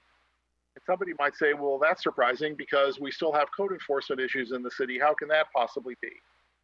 And the answer is because difficult code enforcement cases are usually not the result of inadequate ordinances. We are going to talk about some potential changes to the ordinance tonight, but for the most part, you'll see if you read through the ordinance carefully, as both the staff did in our preparation and as I did as well, that most of the nuisance conditions are covered in the ordinance. Why is code enforcement often so difficult? And there are a few reasons for that. The first thing is to understand the distinction between a public and a private nuisance. And I have that definition in the staff report. And I just want to indicate that the city and in its nuisance ordinance, that's designed to address public nuisances. Private nuisances are those things that might affect one neighbor to another, but don't affect the entire neighborhood or the entire community. That's the definition in the Civil Code, it's section 3480. So for public nuisance, you need the neighborhood, you need a considerable number of persons. That's what the code says. So that's different than a private nuisance, which might be one neighbor might be complaining about what another neighbor is doing on their property. There might be somebody who's passing through the neighborhood and might see something that they might consider to be a nuisance to them, but the neighborhood isn't complaining about it. So that's the distinction. And generally, what the city allocates its resources to are dealing with public nuisances because that's what taxpayer dollars should go to, is addressing public nuisances, not private disputes between individuals. Another reason why code enforcement is often challenging is because some of the violations that are most difficult are transitory. So these are things that the person might be complaining about it, and it might be a valid complaint, but then by the time the code enforcement officer shows up, it's not there anymore. So those are difficult to deal with because in order to prosecute a code enforcement case, the staff has to personally either observe or confirm the violation. And you would see that if we took the residents' word for it, which of course we believe them, but if that's all we had, that's not really going to hold up in a court to justify a city sanction against somebody where the only testimony is somebody else says that they heard or saw it. Another reason why code enforcement is sometimes difficult is violations might be hard to confirm. So a good example of this is individuals who might be operating a business out of their home, either without a business license or without a permit from the Community Development Department. The only way to confirm that is to go into the house, get consent to do that, and basically search the premises for evidence of a business. So those are very difficult violations to confirm. And then finally, and this is, I think, what occurs most often, is residents who are engaging in behavior that might violate our code can be resistant. And they can be resistant to changing their behavior, even if there's a sanction imposed, like a fine, and often irrespective of what the amount of the fine is. So why is that? Why don't most people just follow the rules? And one reason is that there might be circumstances outside of their control that they can't do anything about. Another reason is there might be a dispute between neighbors that kind of underlies the issue. It's not really the nuisance, but it's something else. And so if you don't resolve that underlying issue, you're not going to ever resolve the nuisance.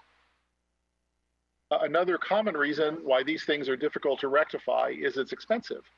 So for example, if you're telling somebody they have to take down half of their house, or they have to take down a shed they've built that they're storing their tools in, these are expenses that the property owner will want to avoid incurring. And then finally, related to that, there's some advantage to the property owner to retaining the condition. Sometimes it's an economic advantage, but sometimes there are other advantages that are non-economic. And so these are things, for example, where a property owner, we had a code enforcement case some years ago, in which there was the property was very distressed. The property owner didn't do anything about the property, but we found out the reason was there was a disturbing event that occurred in the property to the property owner, and they really couldn't go back there. So they just let it fall into disrepair. So once we found that out, we were able to work with the property owner to list the property, and it was eventually rectified. So these are all reasons why some code enforcement cases are difficult. So with that background, what did we do before embarking on a proposed revision of Chapter 5? Well, the first stop was the Community Development Department in requesting staff input. And what we asked staff is, what's missing from the code? What do you wish you had in the code to deal with nuisance conditions that you have seen out in the field, where you would say to yourself, gosh, if only the code said X, then we could address this. That was the question we asked staff. So staff came up with a couple things. Surprisingly, not very many. That was interesting. I thought maybe there might be more, but there weren't. There were only a few. And the first thing they mentioned was parking.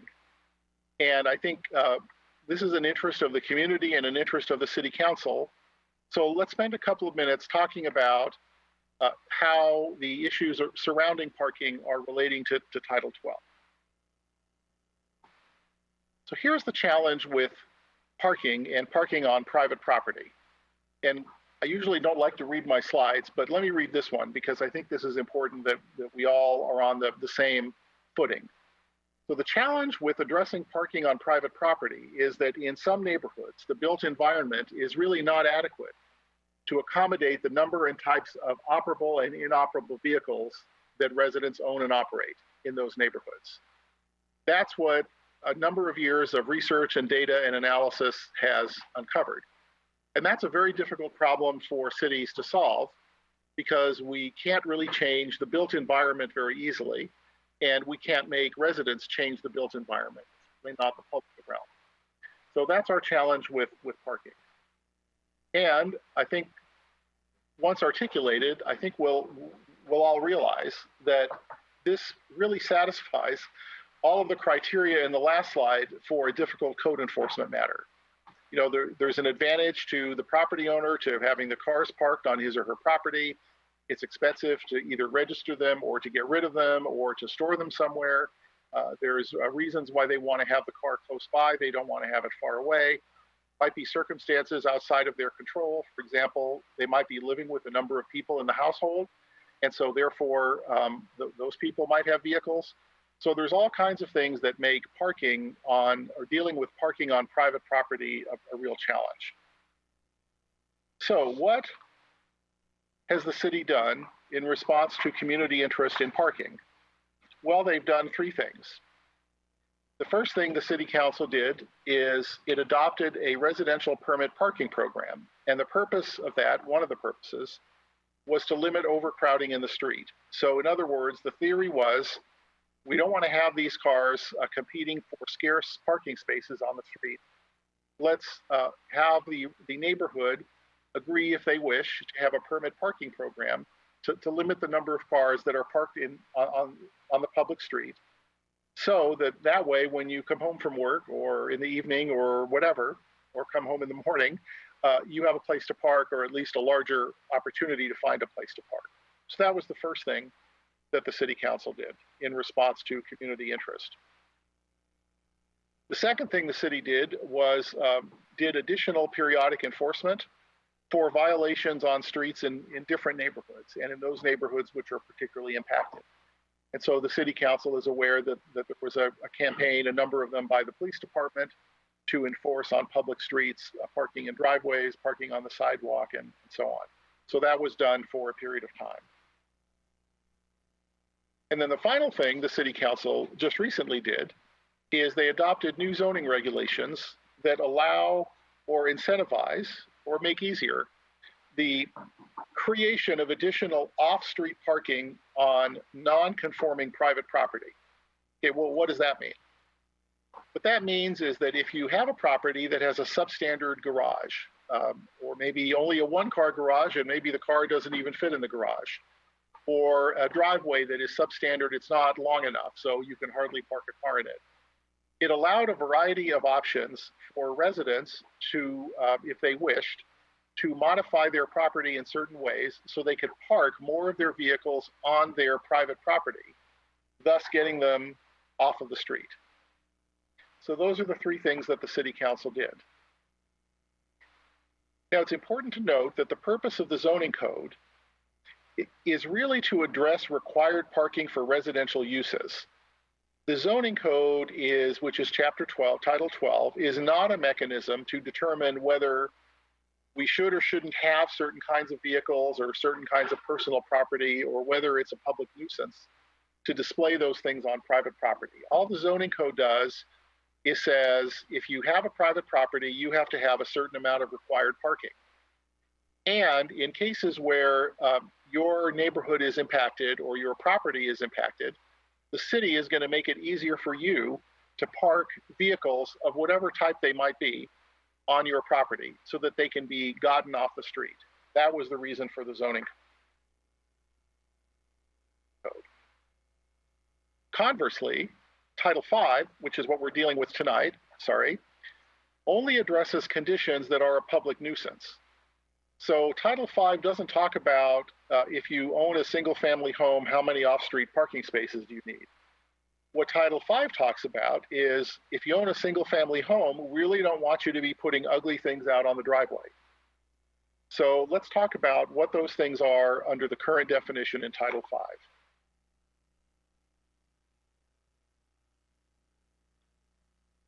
So under the zoning code that the city council just adopted, what's allowed? I'm going to display a couple of these things at the same time.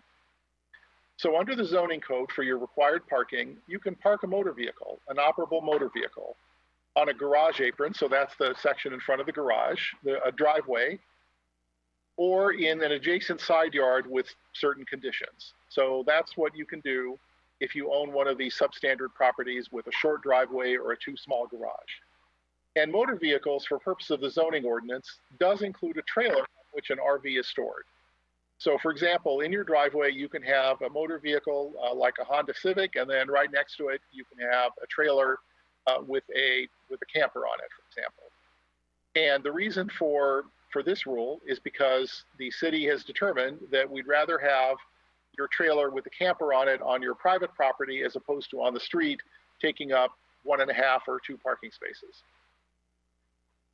Regarding inoperable vehicles, the zoning code is pretty clear. It says you can't park them in the visible front or side yards. So no inoperable vehicles if they're visible in the front and side yards. All right, what does Title V in comparison allow? All right, well, operable vehicles, you can park a boat, a trailer, a camper, or an RV. Only one of those things in the garage. That's fine. We don't care what you park in your garage particularly because you can't see it, or on a city-approved driveway. Well, that's consistent with the zoning code, as you can see, because again, you can have your Honda Civic and right next to it, your boat on a trailer. That's okay under the zoning code, and it's also okay under Title V. What does Title V say about inoperable vehicles? Well, again, similarly to the zoning code, if they're in your front or side yard, we don't want to see them. They have to be either screened or otherwise allowed by the zoning code. Well, they're not allowed in the zoning code, so there you are. So again, both the amended zoning code that the City Council adopted recently and the current version of Title V are pretty consistent. So what did staff identify as a potential issue for parking on private property? And the first thing that we came up with is we said, well, Title V says you can have one of those things, boats, trailers, sorry, I have to flip my screen over here, campers or RVs, you can have one of those. Well, it's within the City Council's policy discretion to change that if they want to. They could say you could have none of those. You can't park any of those on private property. Or they could say, you know what, you can park 2 of them on private property or more. Because if we don't let you park 2 on private property, well, you're going to park it on the street, and that might be an issue. So that's one policy question for the City Council. The second policy question is you could decide that the prohibitions for inoperable vehicles aren't quite strong enough. And you could say, you know what, we don't like the look of these inoperable vehicles, and we like them so little that we don't want any of them parked anywhere on your property where it's visible, even if it's screened. So even if you have a fence around it or it's behind a gate in your side yard, if you can see that, whether you can see it or not, we don't want you to park it on your property. So immediately you'll notice that we have a difficulty with enforcement on that. Because if somebody decides to violate that code, which they very well might, then a warrant might be required to get into private property if it's covered or screened. So that would be a very difficult thing to prohibit.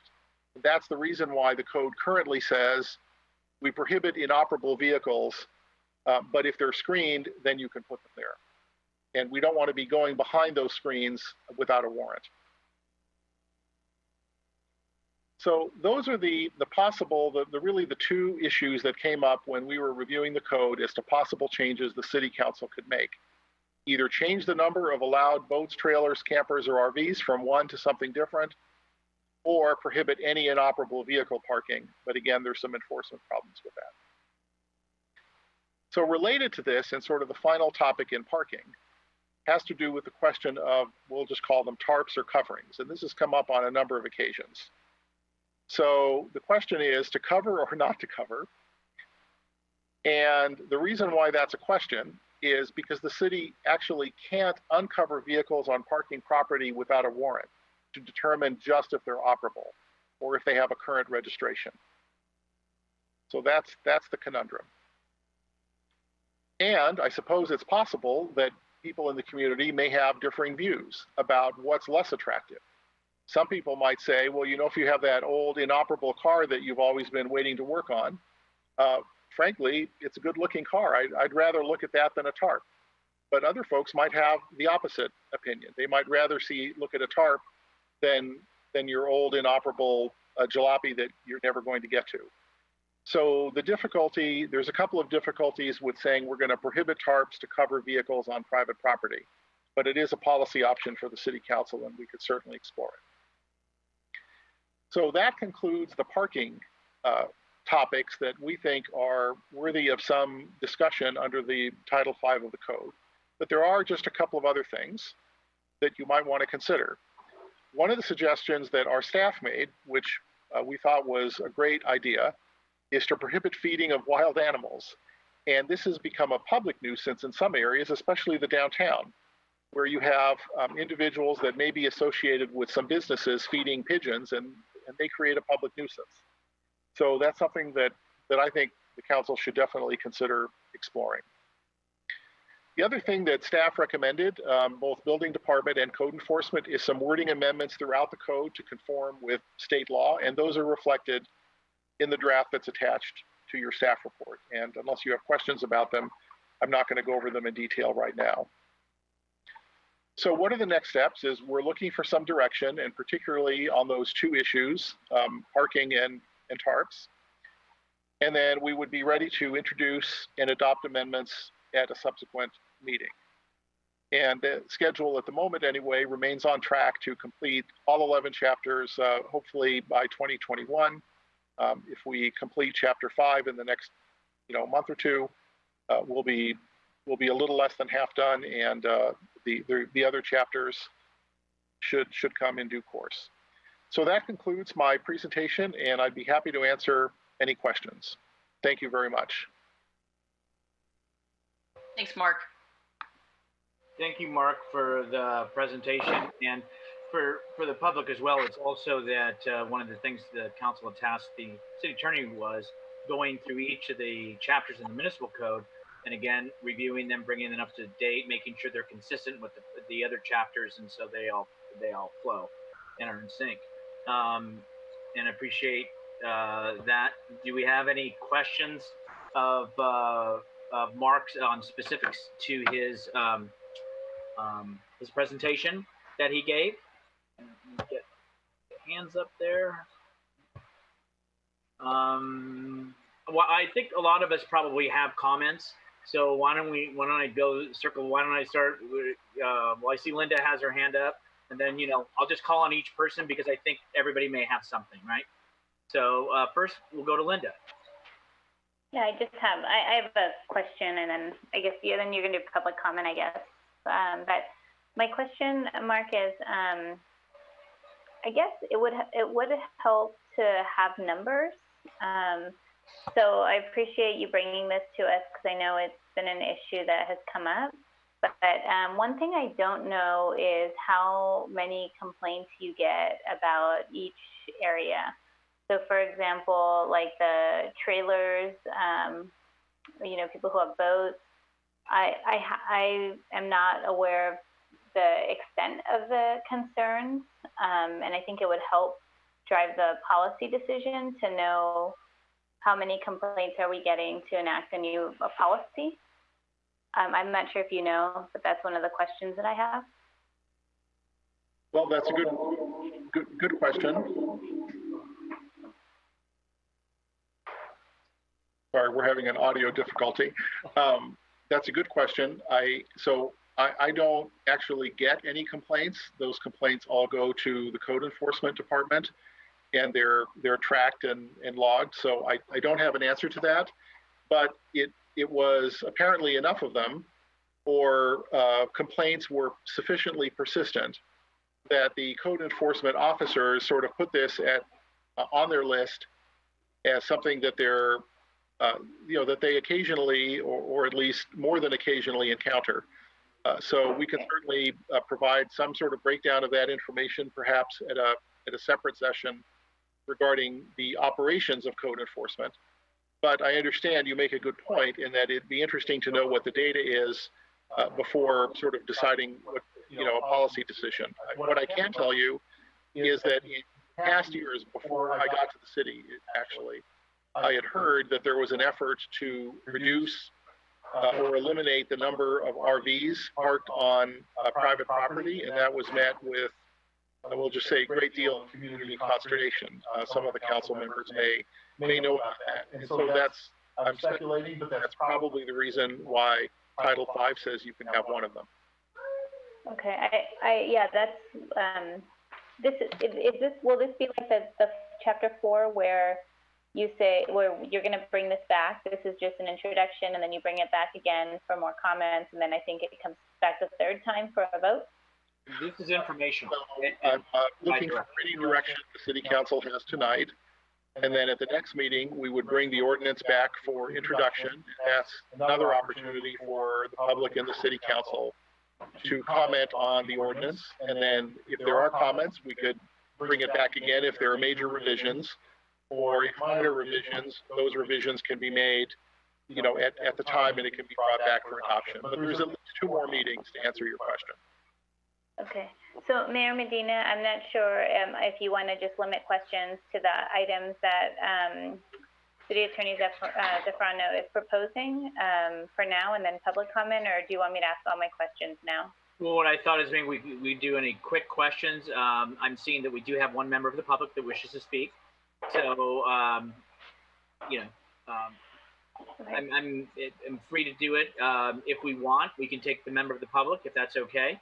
And then we can come back to us. And then, Linda, I can start back with you, and then we'll just go down the list. Is that all right? Perfect. Thank you. Okay. All right. So, go. I'm seeing one hand up, and I'm seeing Mr. Stephen Seymour. I think you can go ahead. I think you're unmuted, and why don't you give it a test, see if we can hear you. Can you hear me? We can hear you perfect. We'll just get Melissa to get ready, and when you're ready, go ahead, sir. That's those 3 minutes. All right, thank you. I just want to say that I think parking in people's front yards leads to blight, and the fact that our city would even consider such a thing is a problem for me. We have all sorts of other mitigation issues that we could take into consideration, and that is through the permitting process. Unfortunately, the permitting process that we have right now is very cumbersome, but there are many cities who have permitting processes that would allow us to ensure that people don't basically collect cars. And the only reason people would have to park in their front lawn is to collect cars. And any city that wants to decide to say that it's okay in their city ordinance to park cars on their front lawn is a city that I don't know, I'm really concerned with. I happen to live in that city who's, if I understand this correctly, is considering that option, and I don't think that's an option that we should consider. I think that San Bruno lends itself to a city that should be basically put higher on a pedestal. We're right next to the San Francisco airport. There are, and another thing, I mean, it's an eyesore to see people parking on their front lawns. So I think that we can do much better than this. I realize that we have small driveways, we have parking constraints, but I think that we need to consider issues that will resolve this other than saying, okay, it's okay to put a car or more on your front line in the front of your yard if it's close to your driveway. I just don't, I have to tell you, I'm a little aghast at this particular option. It doesn't seem right. And if you can do it down here, for those of you who are up on the hill, if you can do it down here, if we make this something that's okay, and it alleviates some of the pressure on I hate to say this because I don't like to divide the city. I think that, and I'm not trying to divide the city, I think that we are living in different neighborhoods, and our neighborhood on the east side is more congested than on the west side. But if it can happen here, then it can happen all throughout the city, and I don't think that's something that we want in San Bruno. And if we have staff and legal who are trying to push this through, I think you should consider whether or not they should be the staff and legal that you hold and have, because there are others who would protect our communities. And I know that my wife wants to talk, so maybe we could reset the clock. Hold on, Sandra. Good. Thank you. Oh, hold on. Okay, please. Okay, I think just with the lawn issue, I think we're really coming at this from a defeatist point of view. It's like we're almost looking like how not to do things better, just kind of throwing our arms up in the air. And, you know, we've heard before that it's the culture of the neighborhood. Well, if you do any less enforcing than you're doing now, our culture is going to get a lot worse. And I just can't believe that's an option. But anyway, you did talk about there are areas where cars are parked in their driveway for years and the neighbors don't complain. So, you know, it should only be considered if it's within the neighborhood. Well, a lot of people are very, very uncomfortable to call on their neighbors. So what they do, they call someone else from outside the neighborhood and have them call in. Because unfortunately, too often we've heard that code enforcement might have told them who called being their neighbors, and they stopped calling 10, 20, 30 years ago. They don't feel safe about it. So that's one thing to consider. Another to consider is the only reason we're here thinking about parking on lawns is because we haven't been consistent. We have not been consistent in enforcing the rules. And I just really think we could do a lot better. And when it comes down to it, I have a small driveway, so, you know, I have the luxury of being able to get a car that fits within that. And we went down from 2 cars to 1. It's working out great. But I wouldn't go out and buy a Ford pickup and think that that was going to be okay just to block my whole sidewalk for my neighbors to get around. So I think that's a personal situation, and I think every resident needs to see how they can comply to the law. I think that's where the burden is. It's on me to follow the regulations. And, you know, if I was holding on to somebody's junker for 20 years, I think the city should have the right to say, you know what, you're bringing this neighborhood down. And also in the long run, we don't know what tomorrow holds, but if people are parking on their lawns, my house value is going to go down. As it is, we've already confirmed earlier today that we're at the bottom of the list for getting our streets fixed. So we have broken down streets. We have cars blocking sidewalks. You add a car to lawns, I don't know that this is a place I would want to consider living in possibly. It's just the standard keeps dropping. Instead of trying to keep it up and plan and be proactive, the bar gets lower and lower. And we could do a hell of a lot better than this. Thank you. Thank you. I see one other hand up, and that is Tim. Tim, if you can unmute yourself.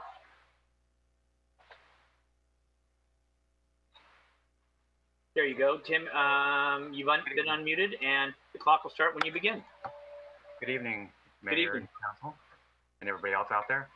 I have a concern about boats and RVs within the neighborhoods. They should not be allowed to park. And I know other cities have ordinances that don't allow these in the neighborhoods, especially where I live, or where our family lives, and some of our friends live.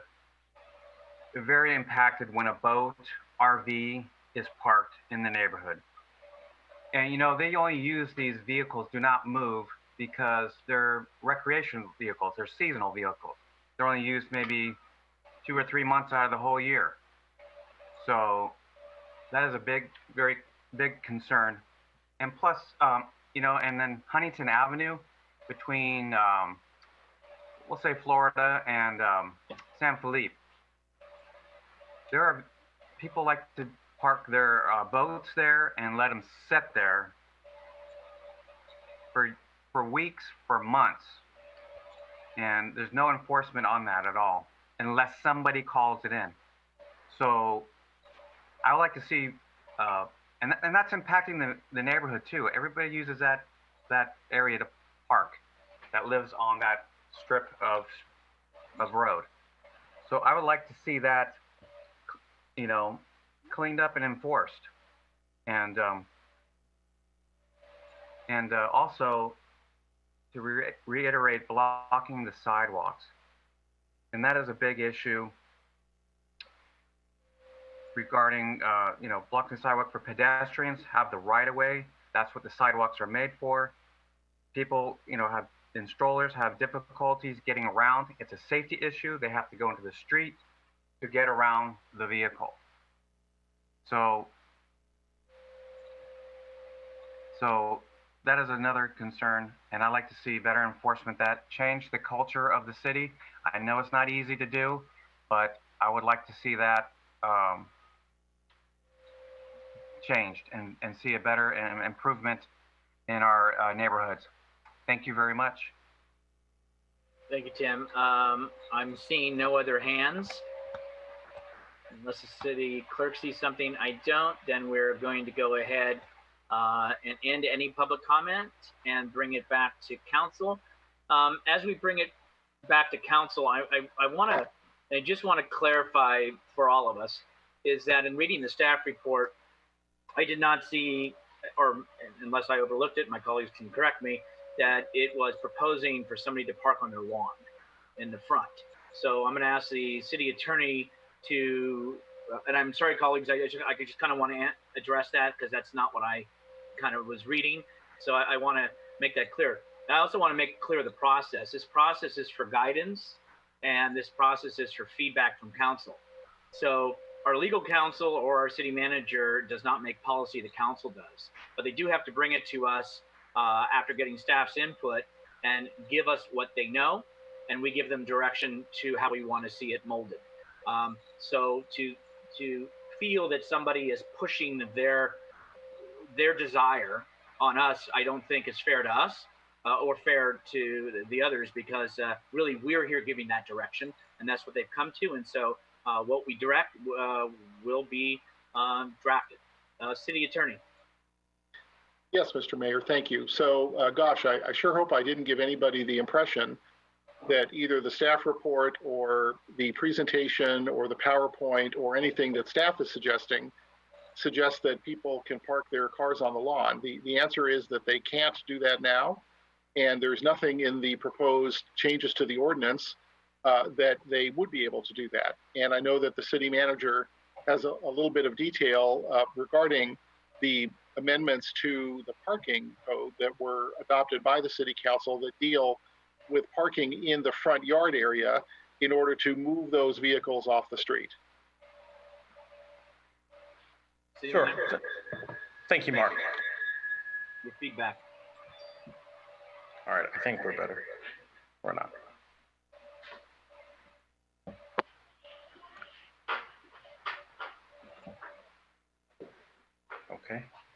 Okay, so thank you, Mark. I just want to reiterate that at no time did staff ever recommend or is it allowed for cars to be parked on the sidewalk. The changes to, on the sidewalk or the lawn. The recent changes allow homes to potentially increase their private parking in the front of their house, but that has to be paved. And I think we can all think of a number of places in our community where there's not sufficient private parking, but there is room to widen the driveway by paving it, or even allow parking on the side yard if that side yard is paved. And so that's what the code allows now in an increased capacity, because we know that a number of areas in our community unfortunately has a built environment that does not have sufficient off-street parking. And we wanted to allow that through the code. It is not a by right. It still has to go through a discretionary approval process through staff. And so certainly all of the aesthetic concerns that I think are inherent with additional parking on private property in the front of the house will certainly be looked at when those requests are made. I think the other thing that I want to say as a follow-up to Mark's presentation is that the City Council is aware that we are looking into code enforcement and ways to improve our code enforcement. One of the statistics that I recently saw that 72% of our code enforcement cases are 5 years or older. That relates to some of our more challenging code enforcement cases.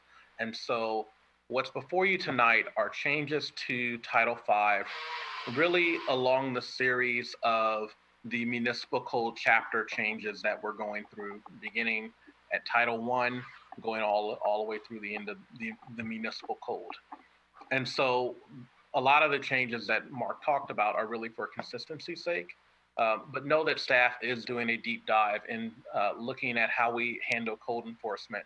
And there may be additional recommendations that may very well involve changes to the code, or it may simply involve changes to how we perform code enforcement.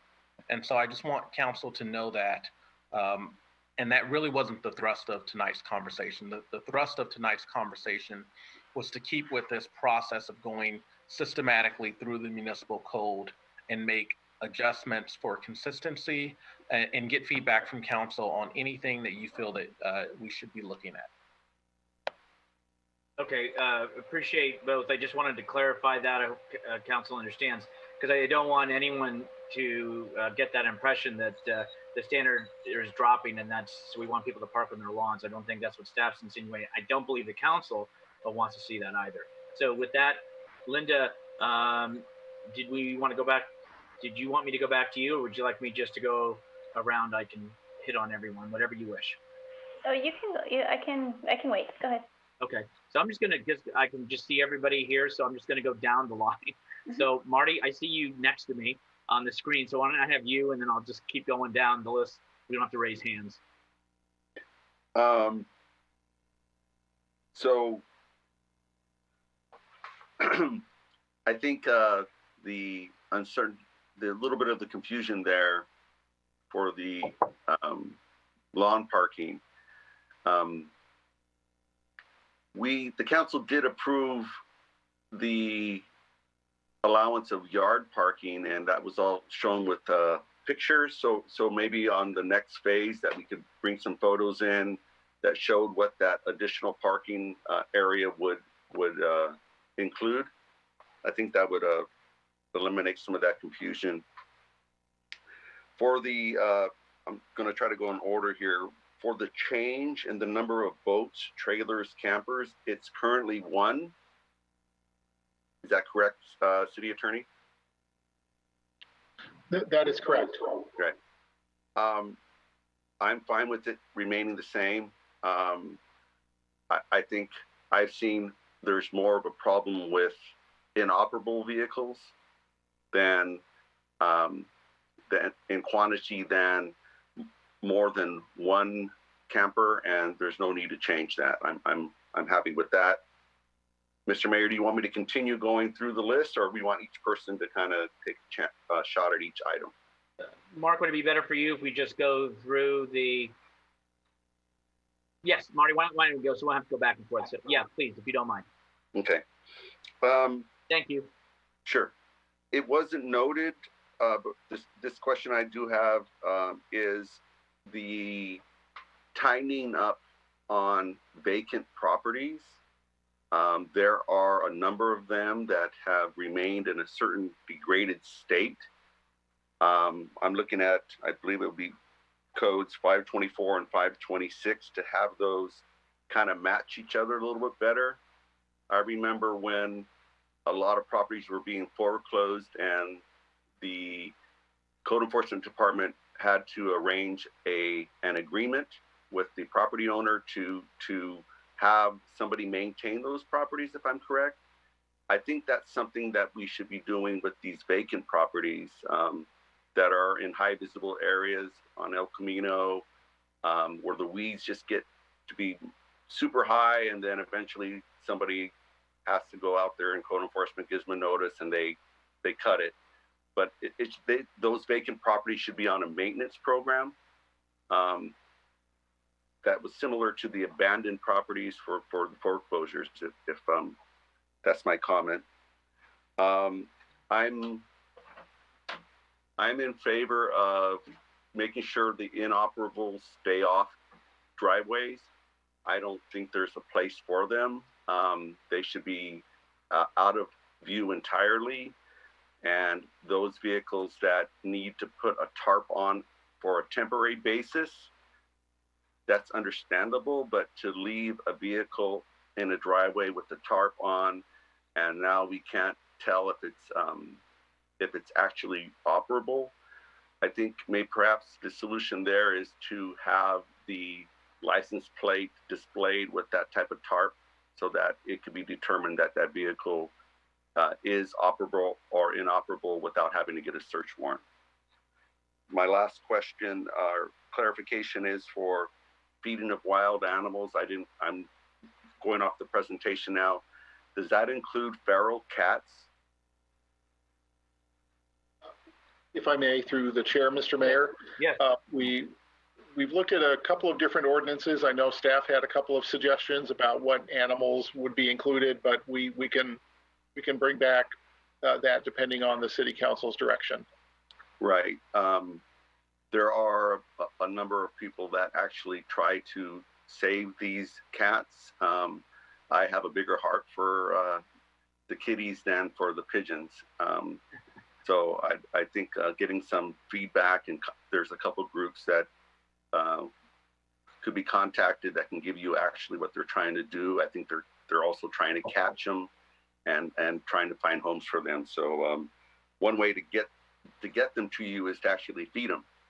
So if you don't feed them, they're just going to continue running around. So I think those are my comments. So thank you. Thanks, Marty.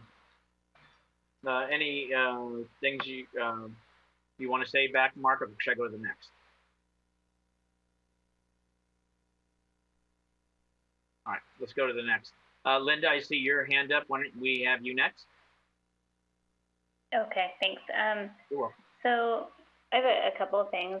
One is, Mark, you mentioned in your presentation the residential parking permit program.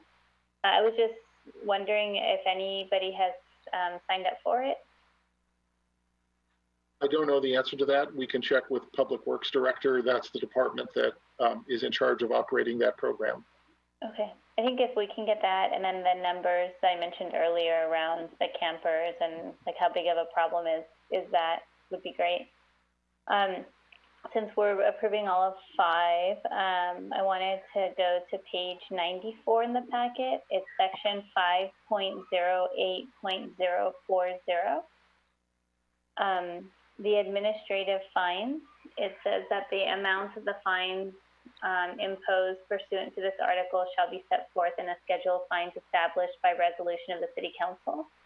So since we're reviewing this, is it an appropriate time then I'd like to actually ask what those amounts are, and then if it's time, should we be looking at just revisiting them? Maybe we would maybe even increase them. I don't know how long ago this was approved. Good question. So those are part of the master fee schedule, which the City Council does approve each year. Okay. And I think the amounts are 100, 200, and 500, although I'm not 100% sure of that. So 500 for the third offense. But the City Council is welcome to review those during the master fee schedule process. We usually don't like to put them directly in this ordinance because it's easier to adopt or amend a resolution than it is to amend an ordinance. So that's why we have them in the master fee schedule. Okay, and so the resolution is approved once a year? The master fee schedule is reviewed by City Council for increases the same or less. Okay, okay. So then the next part is page 94 also. It says payment of fines. And it says that fine payment shall be mailed or tendered to the city clerk of San Bruno. And I just wanted to, I don't know if that's the process. I had not heard that. And so if that's what's happening, great. If it's not happening, maybe we just need to correct it. Are fines being sent to the city clerk? Mark, you got to unmute. Within 15 calendar days? Yeah. So I'm not sure about the answer to who is actually receiving the fine money. It is deposited, and we keep track of because there's an appeal period. So we can get a little more information from the department for you about that. Okay. If that's what's happening, that's fine. This is the time to bring it up. So if we need to correct it. Thank you. Page 96, 5.08.090. This is late charges. So same thing, it was the same question around the resolution. So would this be in that master fee schedule too? Yes. Okay, so that answers that question. Page 104, my next question, and it's 5.08.090. Hold on.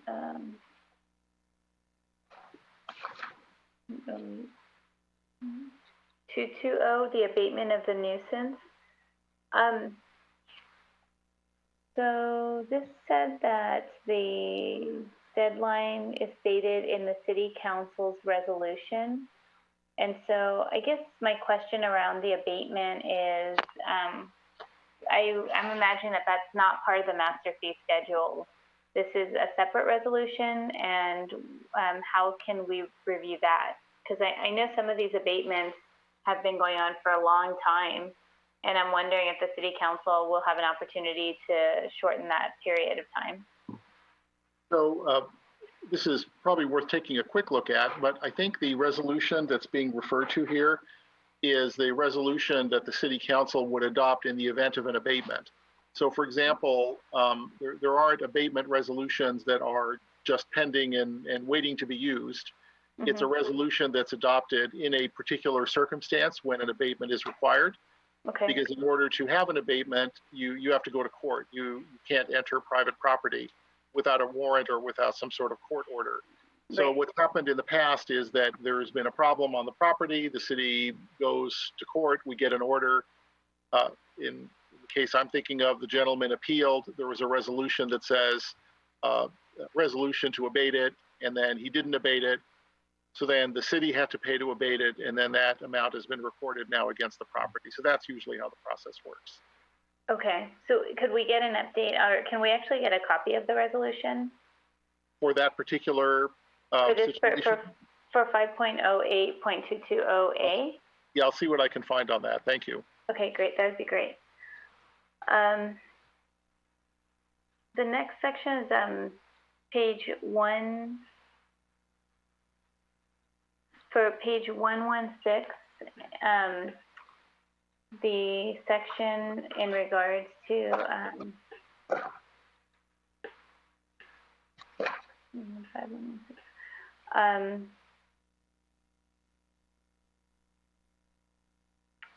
regarding weed removal.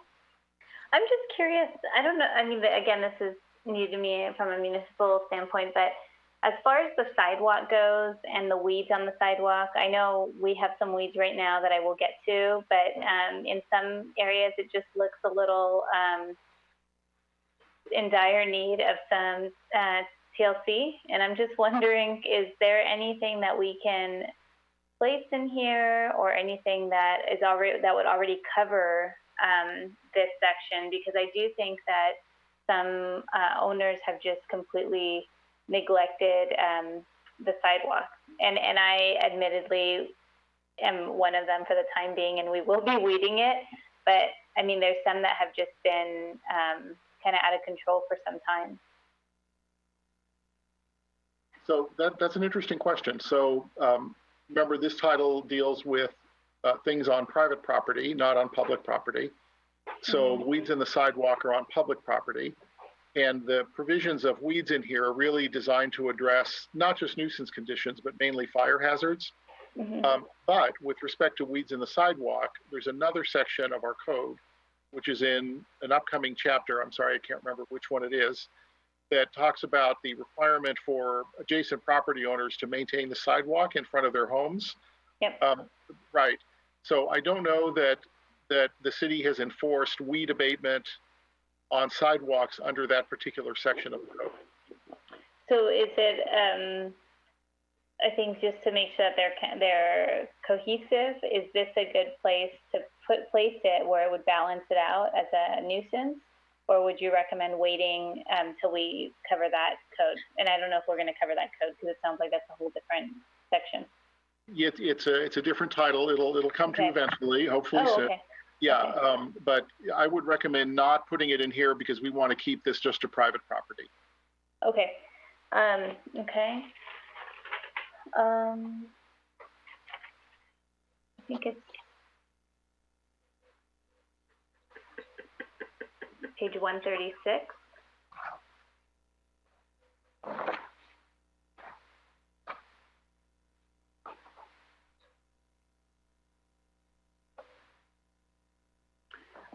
I guess this section, I'm just trying to figure out the benefit of the alcohol of this change in,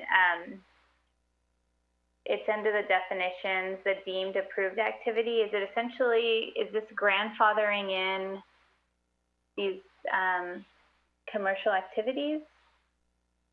Yeah, so it's slightly confusing. Thanks for asking. So the original code said that if your alcohol establishment was approved before the old zoning code, which I think was 2003, then those activities are based on a different set of standards. In other words, they're legal non-conforming and they can continue. So the only thing I wanted to make sure is that by amending this code, you didn't suddenly extend that date to 2020, right? So now everything between 2003 and 2020 is automatically legal non-conforming. No, we want to just keep that 2003 date. So that was the reason for the change. To keep it, okay. And then I'm almost done. There was a section, but I'm not seeing it in my notes. There had been a suggestion to add around, I think it's the illegal growth of cannabis. I'm looking for it right now. I'm sorry I didn't note it. And I just want to make sure it looks. Sorry, I remembered that, but I'm not exactly sure where that is located. This is not the cannabis part of the code, obviously. But it is, I mean, it's part of this Title V. Yeah, we can search for that and. Okay, I'll keep, let me see if I can find it while I'm talking. And then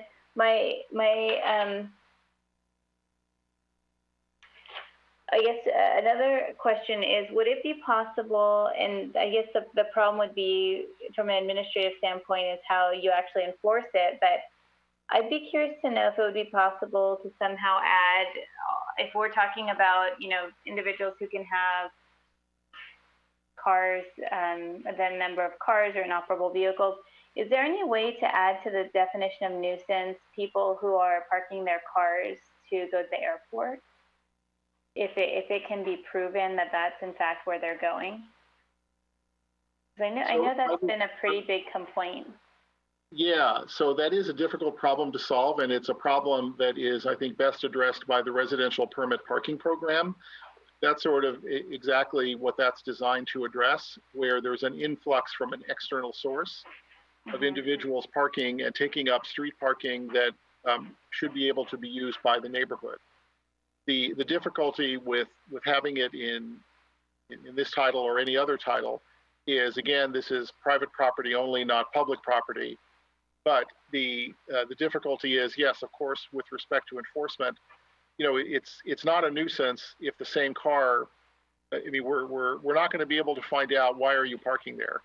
Right. So we can't ask people, why did you park your car? And yes, we know there are reports, of course, of people parking in neighborhoods so they can go to the airport. We've seen people do it. We know that's happening. Best addressed, I think, by a residential permit parking program.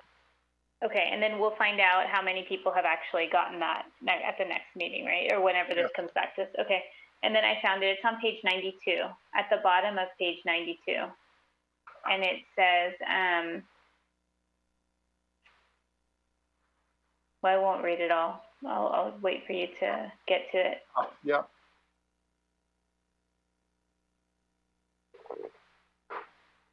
Oh, I see it. I understand.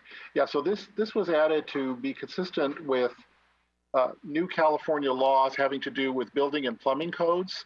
And the only thing, of course, relating to cannabis is making sure that there's evidence, if there is cannabis being grown on the property, which is allowed under state law, that the agreement, the rental agreement, if it's a problem, that prohibits it. So it's not something that normally staff would enforce unless there's a complaint that there's more than the allowed amount of cannabis being grown on the property.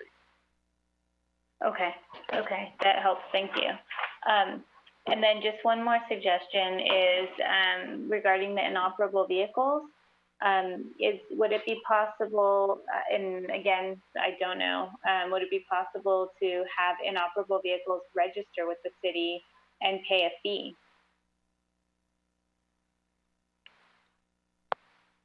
So that's a good question. Probably something we might want to check with the police department about. I don't know that the city can require additional registration of private property over and above what the state requires. Mm-hmm. And I'm taking a guess at this, so I apologize if it turns out to be wrong, because I've never been asked that question. But probably that's a preemption issue in that the state occupies the field of vehicle registration. Mm-hmm. And I think it's unlikely that, or at least there might be a problem with that, but I'll be happy to look into that and bring back an answer for you. Okay, great. Okay, thank you so much, everybody, for indulging me. Thank you. Thanks. Laura?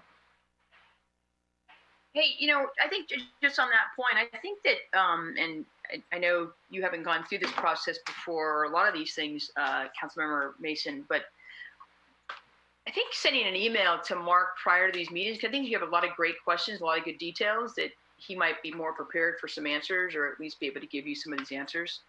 I know that's always, I found very helpful. And Javon, I'll appreciate this statement. Staff likes to get these questions by at least, I try to send them Sunday night, if not early Monday morning, so you guys have the time to work on them. But thank you, Mark, for your presentation.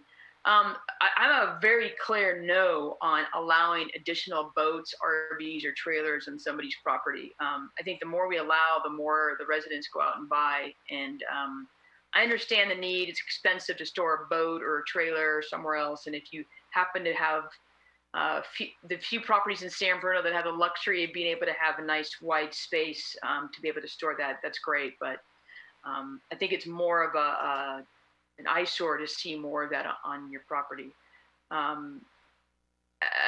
Any inoperable vehicle, I don't think it should be screened. I think, yes, on prohibiting any inoperable vehicle from being screened. I think it just takes, they shouldn't be there. I think it just takes away from our authority to do anything. And I guess the question I was going to have is, what is the definition of screened? Is it anything that sort of, go ahead, Mark. Yeah, that's also a good question. So some of those definitions are really in the zoning code. And one of the things that we didn't have time to do before tonight's meeting is check to understand with Community Development Department, what does that really mean? And I think from a practical standpoint, it certainly means a fence. It could be a hedge that is tall enough that you can't see it from the public right of way. But this is one of those areas where it's really, the goal is to not see it from the public right of way. And so oftentimes it is involving the exercise of discretion by a code enforcement officer. If you can see the tip of the antenna of the inoperable car, is that enough? It's hard to say. If you can see the whole thing, everybody would agree, well, no, you can't do that. So it's really done on a case-by-case basis. And I think that trying to come up with what's appropriate screening or what is a conversation we'll need to have with community development to see if they have some standards around that.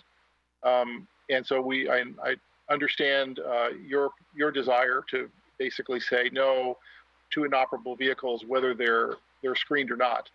And so the result of that would, I think, be that we would have a effort by the Code Enforcement Department to abate inoperable vehicles on private property. And we do have part of our processes that would allow us to do that.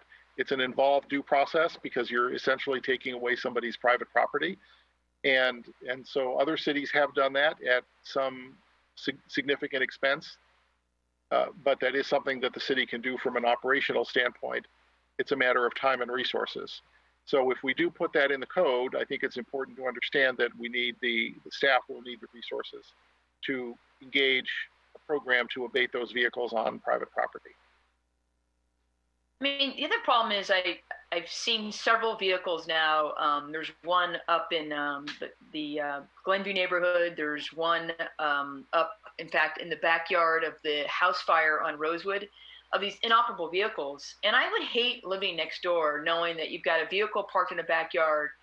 It probably has some sort of gasoline in the tank, and it's just a hazard. And so I think when they're unseen, we have the potential for a hazard. And with that house fire on Rosewood, that had to be, I know, not had to be, I know, very scary for the neighbors, the surrounding neighbors.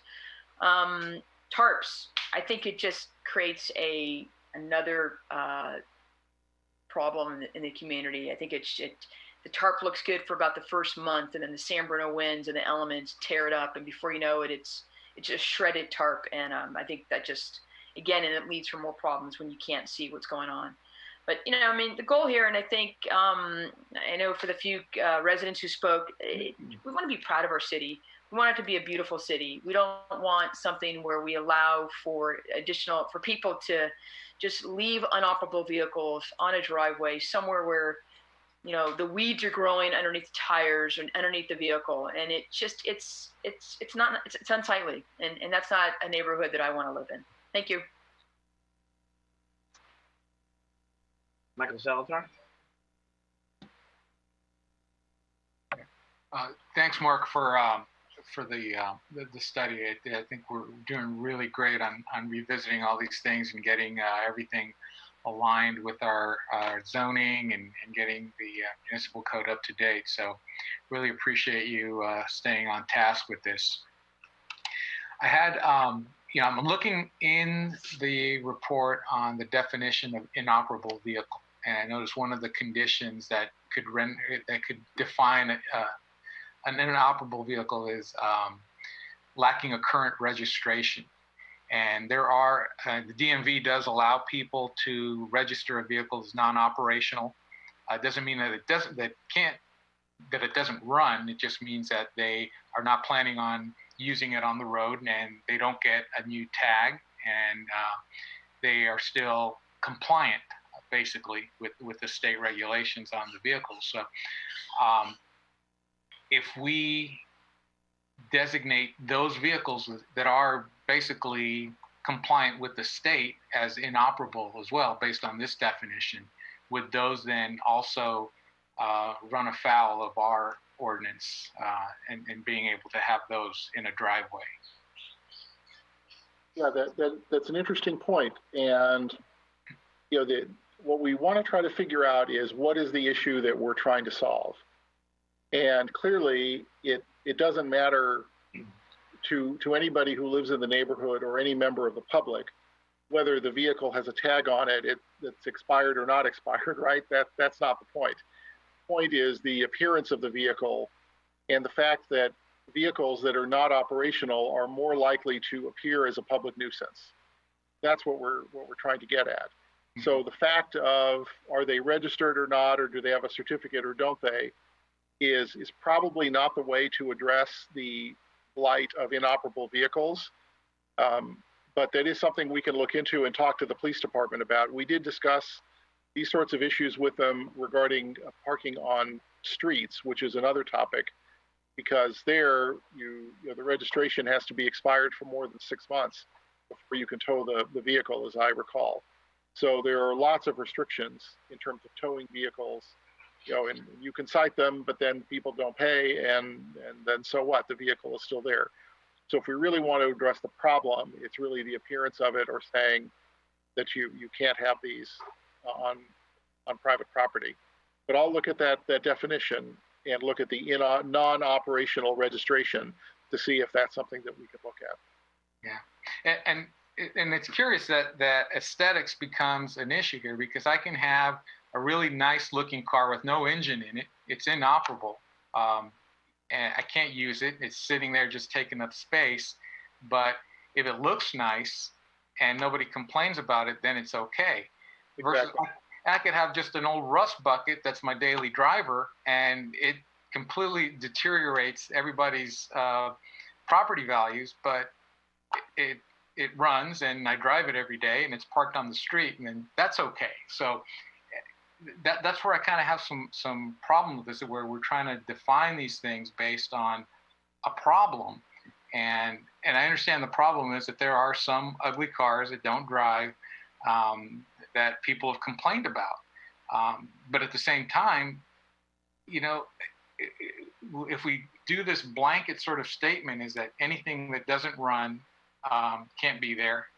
And you said on the street, you won't tow it for 6 months, but so how long is it? 6 months sitting in a driveway where it's deemed a problem, or is it 1 month in the driveway? Is it a year in the driveway? Multiple years? Do we wait until there's weeds growing under the thing before we say it's an issue? So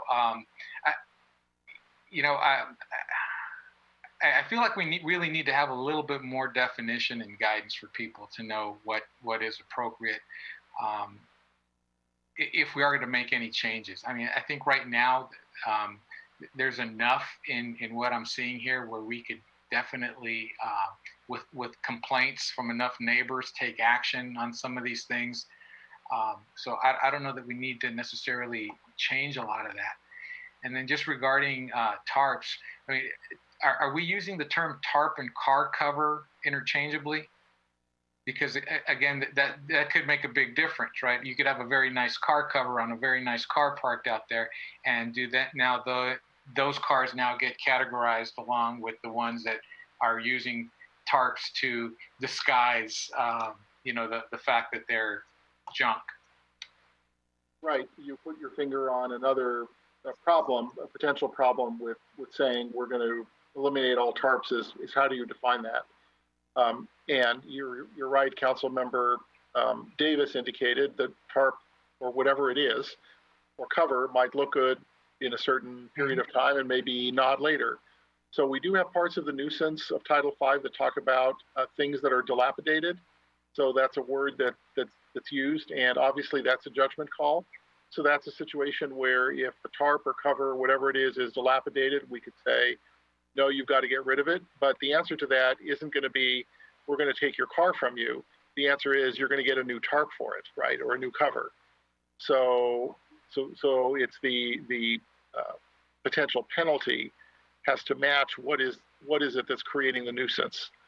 And if the nuisance is created by an ugly cover, then the solution to that nuisance is getting a new cover. Okay. All right. Okay, that makes sense. And then in terms of the number of non-car type vehicles, I think, yeah, I agree with everyone else that we should keep that number the same. I don't see any need to expand that. And in regard to the pigeons, yeah, I think that's definitely a problem that promotes things. And listening to Marty's concerns about the cats, I get, cats actually, feral cats do provide a service in that they eliminate some vermin that are loose in the yard. But if people aren't careful about how they feed them, they could also potentially attract other undesirable animals like raccoons and skunks, foxes, and those animals then attract coyotes and mountain lions, and probably don't want to attract those things into our neighborhoods. So if we are going to address feeding wild animals, perhaps we can also include some guidelines around what is acceptable and not when it comes to feral cats, if we want to permit that. We can bring that back for you for some further analysis. Thank you. That's all I got. I'm sorry? That's all I got. Okay, thanks, Michael. Mark, on one section, and it says camper shells which are left for an unreasonable period of time in front of yards and are visible from the street. So I know what it means, but when it says unreasonable period, how is that measured? How is that quantified? So normally what would happen is if there's a complaint from somebody in the neighborhood, says, he's had his camper shell out there for 6 years and hasn't done anything about it. Code enforcement would go to the person and say, have you had it out here for 6 years? And the person says, yes. Well, probably that's an unreasonable amount of time. I think the intent of that is to allow people to use their camper shells during the year, during camping season, whenever that might be, or if they're retired, maybe throughout the year, but not to have it as a storage place for those shells. So the distinction is that the property is being used by the resident as opposed to it's just a place to store it. And that is hard to determine. You're right, Mr. Mayor, is that it's not well defined. We can certainly take a look at that. Okay, and I would agree with keeping the number the same as was indicated by Michael. In my understanding, just so we're clear, if there is a vehicle of any vehicle that is in a driveway that doesn't have an engine, it's on blocks, that is not acceptable. Is that correct? Right now, if it's not screened, you can't have that in your driveway. That's correct. Okay, so that's one thing. So if the vehicle is in the driveway and there are weeds and cobwebs and whatever nests that have developed, but it's in the driveway, but it does have an engine, it does have its tires, is that still acceptable? If the vehicle is operable but ugly, you can park it in your driveway. And how does one determine if it is, quote, operable unless you really turn on the engine? I mean, so there is a definition in the code about what constitutes operability, and I don't have it at hand, but I know there's a number of factors that staff would use to determine that. Again, it's not an easy thing to do. The person doesn't have to allow you to turn it on. The person doesn't have to comply with the request to turn it on to see if it is operable. So really that determination has to be made in the worst case scenario from the public right-of-way visually by the code enforcement officer. Okay, and I'll echo some of the comments my colleagues made about, additional RV or boats. I agree. Keep in mind what had happened years ago, from my memory, was that an initiative was placed to not allow any of those on the side, on street, public street. I think it was a very close vote, maybe 65 votes, but it did cause quite a stir in the community. Some folks believed it was, what you could and couldn't have, and your house, your home is your castle. The other thing is on the aspect of graffiti. Most of that has been kept and was expanded some years ago as far as making sure things were locked up, making sure how it was quantified and defined as times have changed. But are we still under the same premise as far as mitigation is concerned, whether it's 24 hours for gang or profanity and it's under the 72-hour notice if it's other than that to businesses or residential? Yes, I do understand from the Community Development Department that they have a graffiti hotline. It's actively monitored, and I understand that that's taken care of as quickly as possible. We have a graffiti abatement contractor that we use for that. Which has been a big help, and I do know that when a place continues it, and again, if folks can go back in time on what it was like, it was horrific here. But they are told they have to take precautions, whether it's lighting, whether it's vegetation or something, and then they will be assessed that money. So I appreciate that. I think I'm good for now. Mark, is there any more information, or have we provided you enough, too much information tonight? No, this is very helpful. I think I've got all the comments written down. I'll go over them with our staff, in the coming days. And we'll bring back a staff report and with some of the information, that's been requested, and then provide some proposed changes to the ordinance that reflects your direction. Okay, if nothing else from council, I'm not seeing anything, we're going to, and again, this was just a provide direction, which we have done. We're going to move on to item B. The clerk? Item 7B, discuss and provide direction regarding an urgency ordinance establishing a temporary moratorium on evictions for non-payment of rent by small business commercial tenants directly affected by the COVID-19 pandemic. City Attorney. Mr. Mayor, I apologize in advance for having to listen to me twice tonight. 2 doses of the city attorney is more than most city councils can take. So it's okay, you were kind of quiet the last council meeting, so this makes up. If you just give us a second, we'll try to get the document up on the screen. Hold on.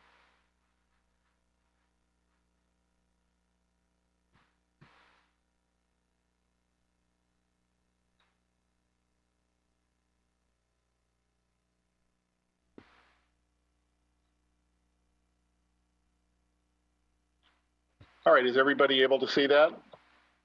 Yes, I can. Excellent. Thank you.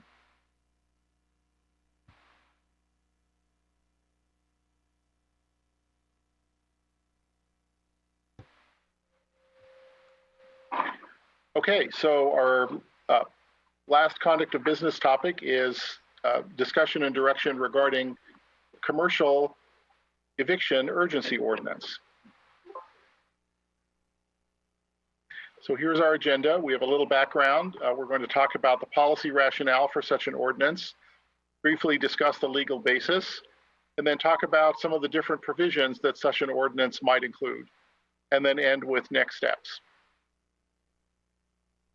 So as you know, on March 16th of this year, there was a shelter-in-place order and an emergency proclamation by both the county and the city of San Bruno. And on that same date, the governor issued an order authorizing local jurisdictions to adopt residential and commercial moratoria on evictions. And so that was an authorization. It wasn't a requirement to do so. The state left it up to individual entities such as cities and counties. So on the 23rd of March, the county did adopt a moratorium on residential evictions covering the entire county. So in other words, all residential evictions everywhere in the county, cities or unincorporated areas are now covered by that moratorium. And I believe that the Board of Supervisors also just recently enacted, with respect to that particular moratorium, a rent freeze. And I'm sorry, I don't have all the details of that at hand, but that's an action that the Board of Supervisors recently took, if memory serves. On April 7th, the Board of Supervisors adopted a moratorium on commercial evictions, but covering only the unincorporated areas. So in this one, unlike the residential eviction ordinance, they chose not to include all of the cities in the order. So it only covers unincorporated areas. So let's talk a little bit about what the policy rationales for such an ordinance might be. I think the first one is obvious. We're currently in a pandemic resulting in a severe and unprecedented economic and social dislocation. So in cities and the county do have a public interest in small businesses remaining open because those businesses provide essential services. So that's important, and that's good for the public health, safety, and welfare, which is a reason that you can adopt one of these ordinances if you so desire. There's also a public interest in other small businesses that are not currently open, allowing them to reopen or putting them in a financial position where they might be able to reopen when it's allowed. And again, that's a strong public interest. There are a couple of other considerations that came up regarding the discussion of such an ordinance. And so one consideration is that commercial tenants and landlords may be in a more equal bargaining position than their residential counterparts. Another issue that was raised is that some landlords might actually qualify as small businesses. So in other words, you have a small business tenant, but you might also have a small business landlord. And so that's just something to consider in terms of each individual community. And then finally, the other thing to keep in mind is that the courts are basically closed to eviction cases. They're not going to be hearing any of them until 90 days after the shelter order is lifted by the governor. So there will not actually be any evictions at the earliest until 90 days after the shelter-in-place order is lifted, and actually quite a bit after that, because what happens on day 91 is that the lawsuit can actually be served, and then there's time to answer, could be discovery, there's all kinds of things.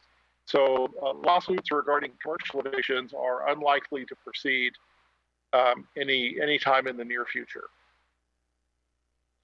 So what would be the legal basis for an ordinance prohibiting commercial evictions at this time? Well, the government code does give you the opportunity to adopt an urgency ordinance, protect the public peace, health, safety, and welfare. That's very general. But for an urgency ordinance, you really need some detailed factual findings. And you'll see those factual findings in a variety of expressions in both the county ordinance and in the city ordinances that have been adopted that I attached to your staff report. The good news about those findings is that the courts will generally defer to the city council's findings.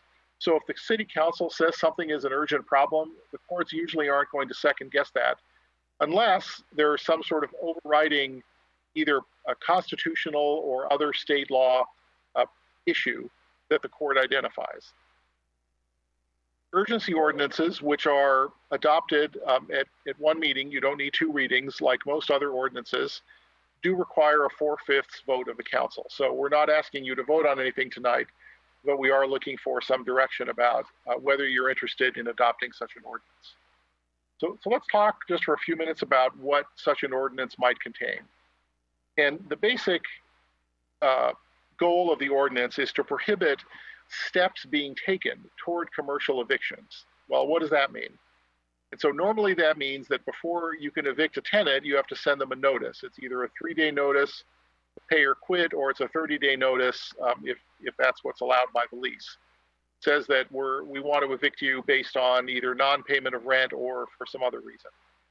So what these ordinances do that the county and other cities have adopted is they say that if the tenant can't pay for a reason that's directly related to COVID-19 conditions, then the ordinance prohibits the landlord from evicting them under certain circumstances.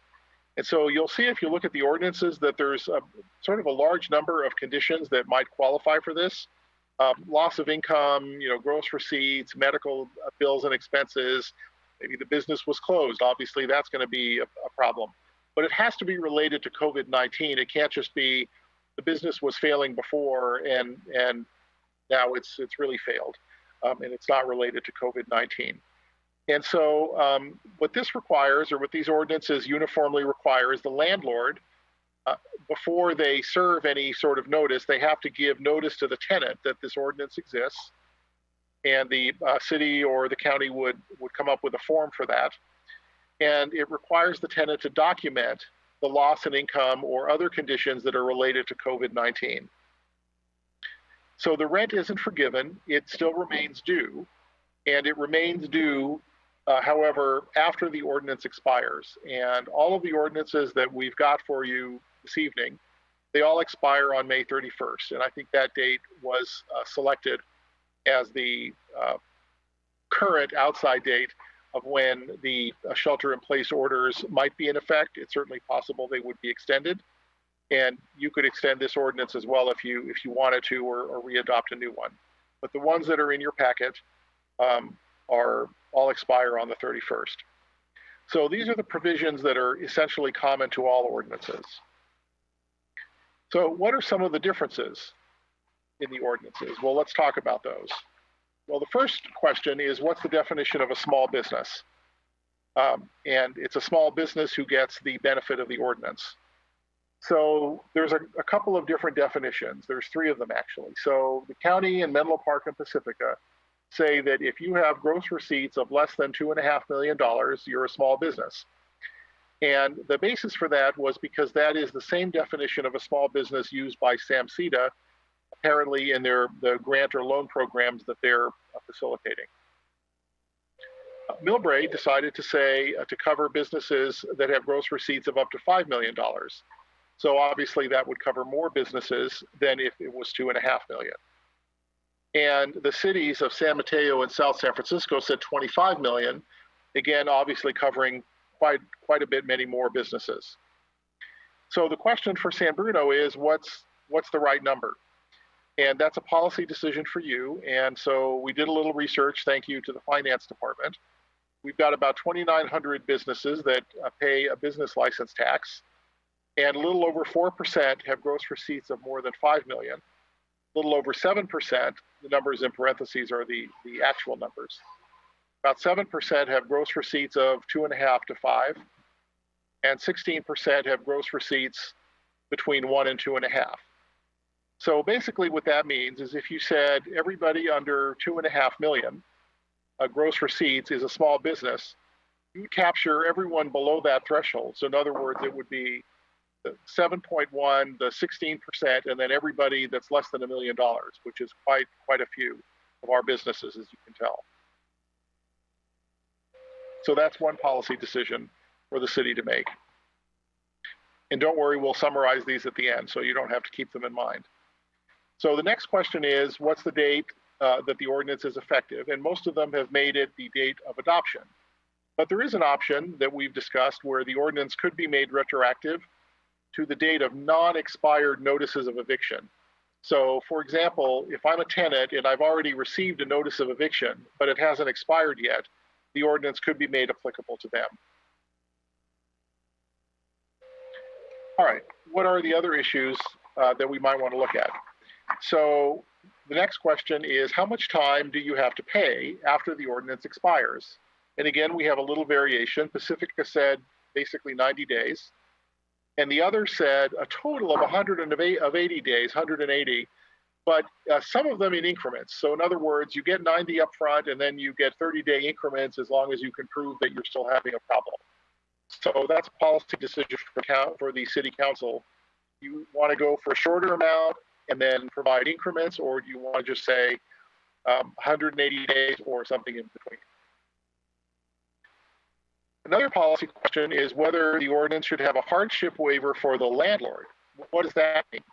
And what that's referring to is if the landlord can come in and say, wait a second, you know, maybe I'm a small business too, and if I don't get this rent, I'm going to go out of business. And that's a waiver that the city manager in these ordinances would be allowed to grant.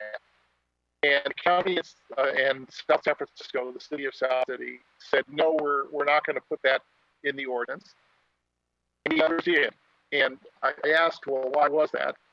And one of the reasons is because having that waiver allows the city to better defend the ordinance. In other words, there's a safety valve. And one of the things we like to do as lawyers is always create a safety valve so that way there's some discretion that can be exercised in an unusual case. And then the final topic of discussion and direction is whether you want to include an option for the city to enforce the ordinance. And Pacifica said, no, we'll allow that to the private parties. And the other said, yes, we'll allow an option of city enforcement. I think it's an open question about how the city would enforce it. It would be difficult and somewhat intrusive because the city's getting involved in the commercial relationships between commercial landlords and tenants. So it's not clear that we're really set up to do that, but most cities did include the option, at least, of city enforcement, which is not to say they're going to enforce it. So here's a summary of the questions for tonight. Do you want to have an expiration date of the 31st? Everybody does. What's your definition of a small business? Should it be $1 million, 2.5, 25 million? What should be the effective date of the ordinance? Either when it's adopted or retroactive to the date of unexpired notices. What should the time to pay be? Up to 6 months after the order is lifted or in increments. Landlord hardship waiver, and then finally the option for city enforcement. So I'll leave this slide up, but I'm happy to answer any questions.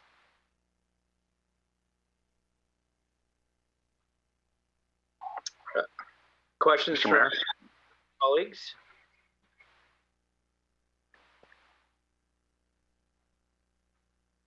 Anyone?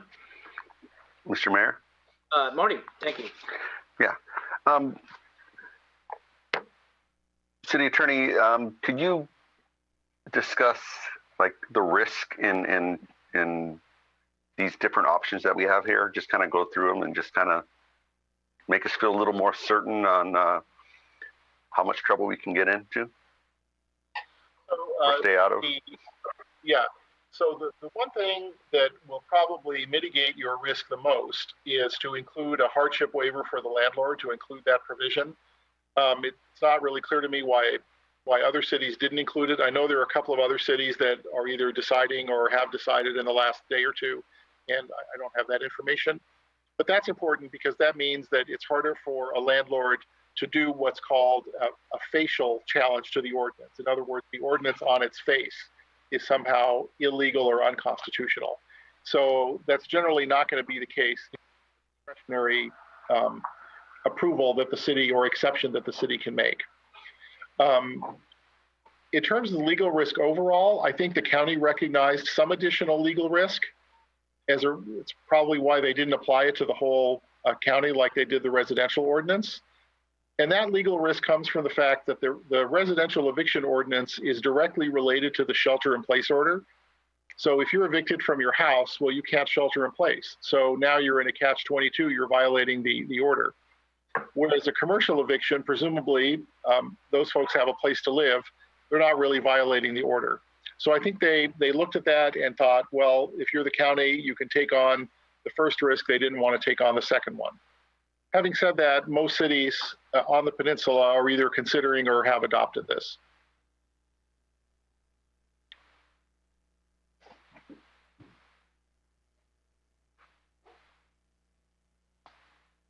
Mayor Medina, can we get a input from the community? I think there's a question up there. Let me see. Melissa, do you see? Yes, I do.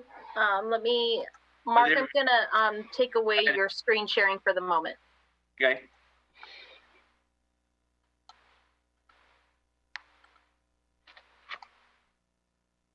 And then, Mr. Seymour, can you hear us? Yes, I can. We can hear you. Sometimes I think it's just me and you guys. So, anyways, we have a whole city of 45,000 people, so it would be nice if others contributed. But so the best I understand here is this is for commercial, but I also think we need to talk about residential. And I'll leave that aside. You guys can discuss that. On the small business, I would say it would be anything below 2.5 million, and that's without the credentials or knowledge to suggest that, but just based on the information that was just given. Time to pay, I think once we get through this, it's unreasonable to ask people to pay within 30 or 90 days. I mean, they haven't made any money. The 180 is even an issue. And I'd like to think that we're a community of commercial entrepreneurs and business folks who might forgive those who can forgive the fact that the payment would even need to be made. Landlord hardship, I agree with that. I think there are a lot of landlords out there who are in the same position that their tenants are. So you need to work that into the situation. In city enforcement, I think that, I'm not a lawyer. I'm sending my daughter to law school so that she can give me some pointers. But I would think that that's something that needs to be left up to the legal system to address. But I do think that this is an important issue that we need to talk about as a community, because if we're going to come through this in a way with the least amount of damage, then we need to work together as a community, both as landlords and tenants, both in the commercial and residential sector. And I think that we're a small town, so I have a lot of optimism in what we can do together, and I'm really looking forward to seeing what you can all craft to help make that happen. And those are my comments. Thank you very much. Thank you, Stephen. Is there anybody else, Melissa? No, I don't see anybody at this time. No. Okay. All right. So why don't we bring it to council for comments or thoughts? Of course, the city attorney is looking for some direction on some of the items he brought up. Can Mark share his screen again, please, with the list of items? Please. Mark, can you share your screen, please, with a list of items we're being asked?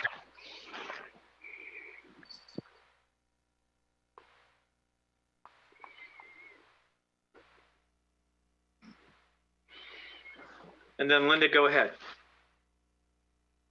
Yeah, I wanted to thank Mark and staff for bringing this item forward. I think that as a council, everybody has expressed concern over our small business community and how we can help. And as COVID-19 has really evolved and paralyzed our economy here in San Bruno, it's been really hard to figure out how we're going to help small businesses, because other cities, I believe Burlingame, practically overnight was able to come up with over $500,000 to help with their small business community. So I think this is one way that we can help our small business community because we don't have the money that other cities have.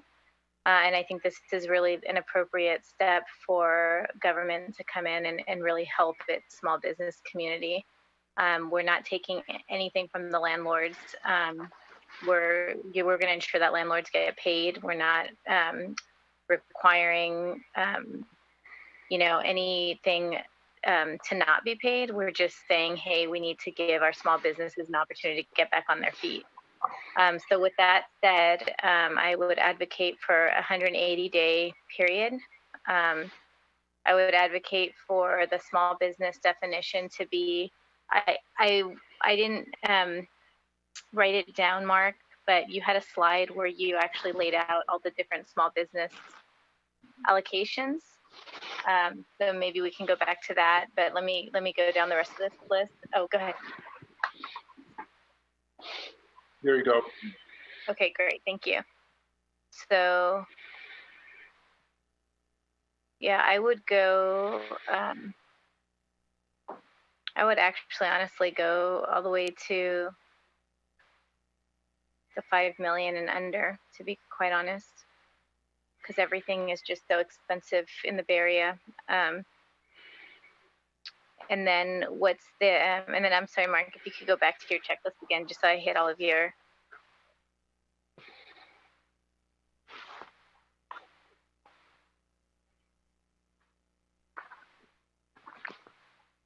Okay. Effective date, I think it should be retroactive. This caught a lot of people by surprise, the COVID-19 shelter in place, so retroactive to the date that the declaration of emergency was also retroactively placed by resolution. Time to pay, 180 days. Landlord hardship waiver, yes, I think a landlord should have a hardship waiver. And then the option of the city enforcement, I don't think the city should be the enforcement branch for this particular this direction that we hopefully will take. So hopefully that provides you some additional instruction, Mark. I think, but I think this is great, and I really think that our small business community, many, just so everyone knows, I'm not sure what conversations council's had, but I've spoken to a number of business owners, and none of them have gotten a break on their rent. So I think it's really important that we help them, especially those that are not considered essential right now and are closed but are still being asked to pay their rent. I think it's important that we really stand up for them. Thank you. I'm sorry. Thank you, Linda. Laura? Thank you. Hey, great comment, Linda. I think you bring up an excellent point with, a city like Burlingame, we just don't have the resources to support our small businesses, and I think this is definitely needed. I was actually willing to support all of your actions, Linda. I was gonna say up to 2.5 million, but I'm willing to support up to 5 million. I mean, I can't imagine to be a small business owner, a family-owned business for many, many years, and to close the front doors for so many months is just devastating. And so what we can do to how we can help out, I'm also all in support of. So ditto Mike Bruno's comments. Michael or Marty? Yeah, I agree. This is going to be very difficult for people to get out of this hole. I mean, there's no forgiveness of loans or of any kind. It's looking pretty bleak. Hearing from Jackie Spears' comments at a conference call about the number of restaurants that are likely not to reopen in the 50% range, and that's really, really scary. And will have consequences in all across California. So I'm in support of all of this. The 5 million is fine, and everything else that Linda said, that was fine. I'm fine with that. Michael? Yeah, I'm also in favor. I believe the 5 million is probably a good place to be. That still only covers about a quarter of the businesses, according to these statistics on the slide. I mean, it is potentially shifting this burden onto a different group of people, and I mean, I think that the hardship waiver is necessary because we are shifting that burden, and I wouldn't say that it's without risk, because if we're basically preventing these people to make business decisions for up to 6 months, and some of these businesses don't come back, they may never get paid, and so they're out 6 months rent. So I wouldn't say that it's not without any risk to the landlord. So I believe the hardship waiver may allow them some way out of this, given that the state has already decided that their protection is going to extend 90 days past the shelter-in-place order, which is as yet undefined. That number could, it could go on for a while, but if we can define a process where, that there is a system in place for them to pay it back, and that they have some recourses, and we can, help them out in some way, I think it is the right thing to do. In terms of city enforcement, Mark, you said that the other cities are going to provide some sort of enforcement, but maybe can you explain a little bit more about what that might look like for us? I mean, I know we're definitely not equipped to do that now, but do you have any indication about what the other cities are going to do, and if there's anything that we could do to emulate what they're doing? Yeah, that's a good question. I don't know the answer to that. I do know that I don't think any of the cities said that they're going to enforce it. What they've done is they just included the standard provisions in their ordinances that say the city is authorized to enforce. So they're not promising to enforce it, they're just saying they're authorized to do that. Whereas the Pacifica omitted that from their ordinance. And so that's how we concluded they're not going to be enforcing it, because it doesn't say they're authorized to.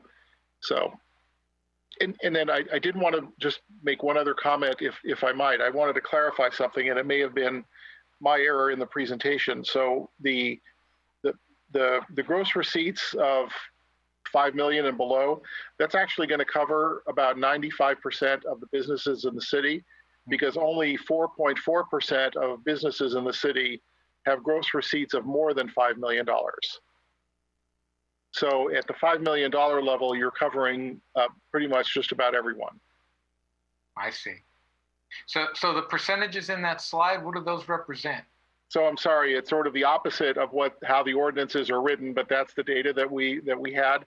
So with those, the percentages represented the businesses that are making more than that particular number. So the way our business license tax works is that if it's up to a certain amount, you pay X. If it's between X and Y, then you pay more. If it's between Y and Z, then you pay more. And those thresholds are $1 million, 2.5, and 5 million. So the only people over $5 million are 128 businesses, 4.4%. Gotcha. So yeah, so therefore, if the threshold, let's just say for sake of argument, were 2.5 million, that would be not including about 12% of the businesses, but you would be including everybody other than those 12%. So it's 88% at 2.5 million, and about 96% at 5 million. So the 5 million mark includes pretty much everyone. Just about. Just about. Okay. All right. Fair enough. Any other thing else, Michael? No. I think that covers it. Marty, I see your hand up. Yes. Thank you. Do we? I was contacted by one business owner that received an eviction notice. Does the city have any additional numbers of businesses that have called asking about this ordinance, or have expressed any interest in pursuing with this ordinance? So the city manager is indicating, no, we have not, as far as we know. And we also did check with the community development department, and my understanding is they have not as well. Okay, thank you. And then for me, it seems like we're pretty much all on the same page. You know, and this is something that when the San Mateo County mayors met with the county and they established a global coverage for the whole county when they took action in regards to residential. As they took action this morning, which is a little off the topic, but they did a residential freeze on a moratorium on rent increases, but that will cover the whole county. So that's already been enacted as of today's action by the Board of Supervisors. But what they didn't want to do by their legal counsel was take on this topic. They were willing to do it for the unincorporated areas, but not for the rest of the county. And that was their legal counsel saying that there was risk, that they didn't want to blanket us. So I think the risk is at this point, because the courts are closed and everything else, nominal. But I think it's significant and important enough that we need to also do what we can. It is just something I've always told people, you know, as we welcomed in 220, could we ever imagine we'd be sitting here going through this today? Nothing that we had thought of. But it sounds like we're, Mark, from my knowledge, is that we're talking 180 days. We're talking up to 5 million gross receipts. We're talking retro back to the emergency. We're talking a landlord waiver. And to go back to the emergency, does that give us any more risk or problem for us as a city than it would if it wasn't retro? I think it's slightly more risk than what I indicated in my presentation. So what I was talking about in my presentation is retroactivity to the date of any unexpired notice of eviction. So that may or may not be back to the effective date of the shelter-in-place order. So for example, if I got a notice of eviction 2 weeks before the shelter-in-place order, that was a 30-day notice, well, that's already expired. And so that eviction was occurring beforehand. So I was not necessarily recommending, although it's a policy decision for you, that this reach back that far. I was recommending that it reach back to the point of any notices of eviction that have not yet expired. In other words, the small business owner got a notice and it's still within that 30-day period, or it's within some extension of that. Okay, so I guess that's the only thing I am trying to get a better handle on, because obviously we're willing to assume some risk, but I mean you're trying to quantify that type of risk level. Yeah, it is a little riskier to go back to the shelter-in-place order. On the other hand, that was only March 16th. It's hard to believe it was only 6 weeks ago. So you're really only taking on another 2 weeks of risk in that situation. So. Okay, well then thank you. Thank you for the clarification. Okay, so Mark, do you feel that you have enough feedback from council?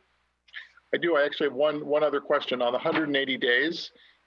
Is that something that the city council wants to do in increments? You know, most of the cities did 90 and then, 90 for sure. And then you get 3 30-day extensions if you can prove that you're still having a problem.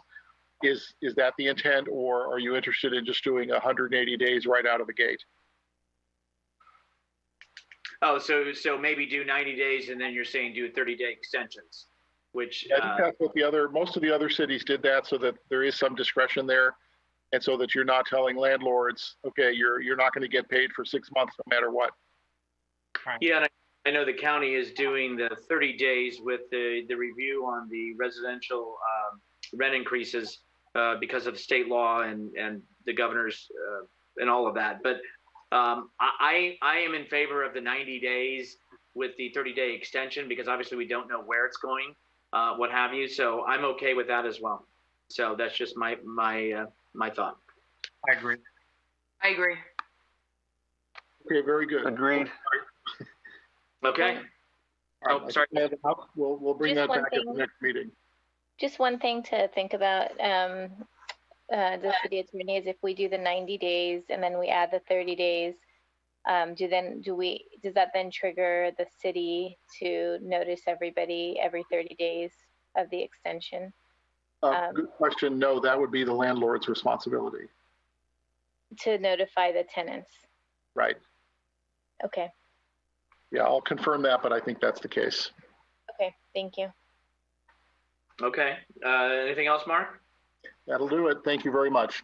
Thank you. Now let's move on to item 8, comments from council members. Anybody who has comments, if you raise your hand. Other than that, I will assume you do not.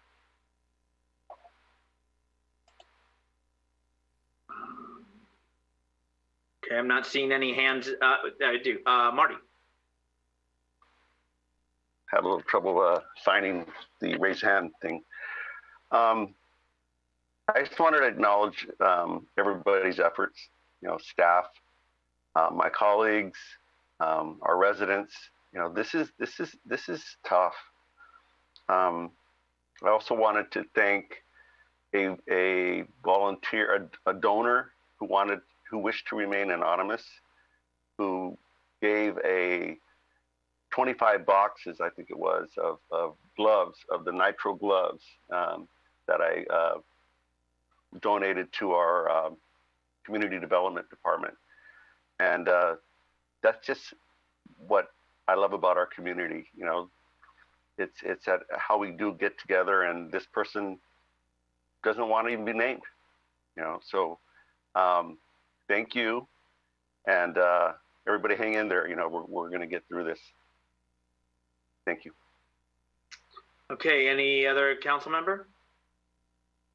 If not, also just want to, in closing, of course, thank staff for the communication, the PSAs, the other elements that they've been putting out there, and trying to keep everybody informed.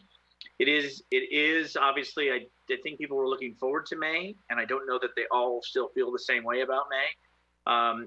But with that said, I still remind folks because, and this was for essential needs, but I mean, going to the post office last Thursday to turn in my passport. No, I'm not traveling anywhere, but it was going to expire. 3 people without face masks. Going into Walgreens to get the picture taken, 2 people without face masks, being close together. So I think, again, we still need to really take it serious. And I think we really need to know that whether you feel healthy, what you can in return do, not even knowing it, can cause. So again, I don't think Chief Johansson would say be the police on it, but I know I'm getting calls, texts, or emails about these people on a basketball court or this or that. If you feel compelled, then call the non-emergency number. But reaching out to us is not going to get us out there faster or to be able to resolve it. But yes, patience is key. Finally, for PG&E, I alluded to that earlier, and I think it's important that the PG&E public safety power shut off. It's not to scare anyone, but obviously we went through this before.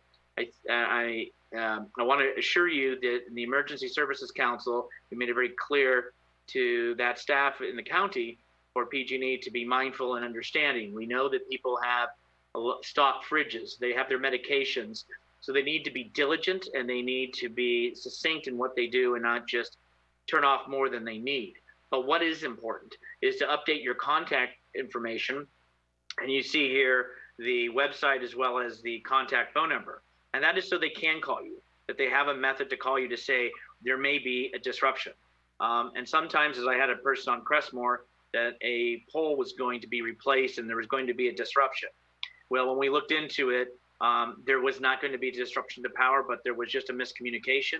So if they have your information, they can reach out to you directly. So I leave that, that's up there for us to pass it on. And so I appreciate it. And with that, we're going to go ahead and adjourn back to finish up the public employee performance evaluation pursuant to code 54957. With that, we'll adjourn to the next regular city council meeting to be held on April 28th, 2020. I'm sorry, that's the wrong one. May 12th, 2020. Good night, everyone.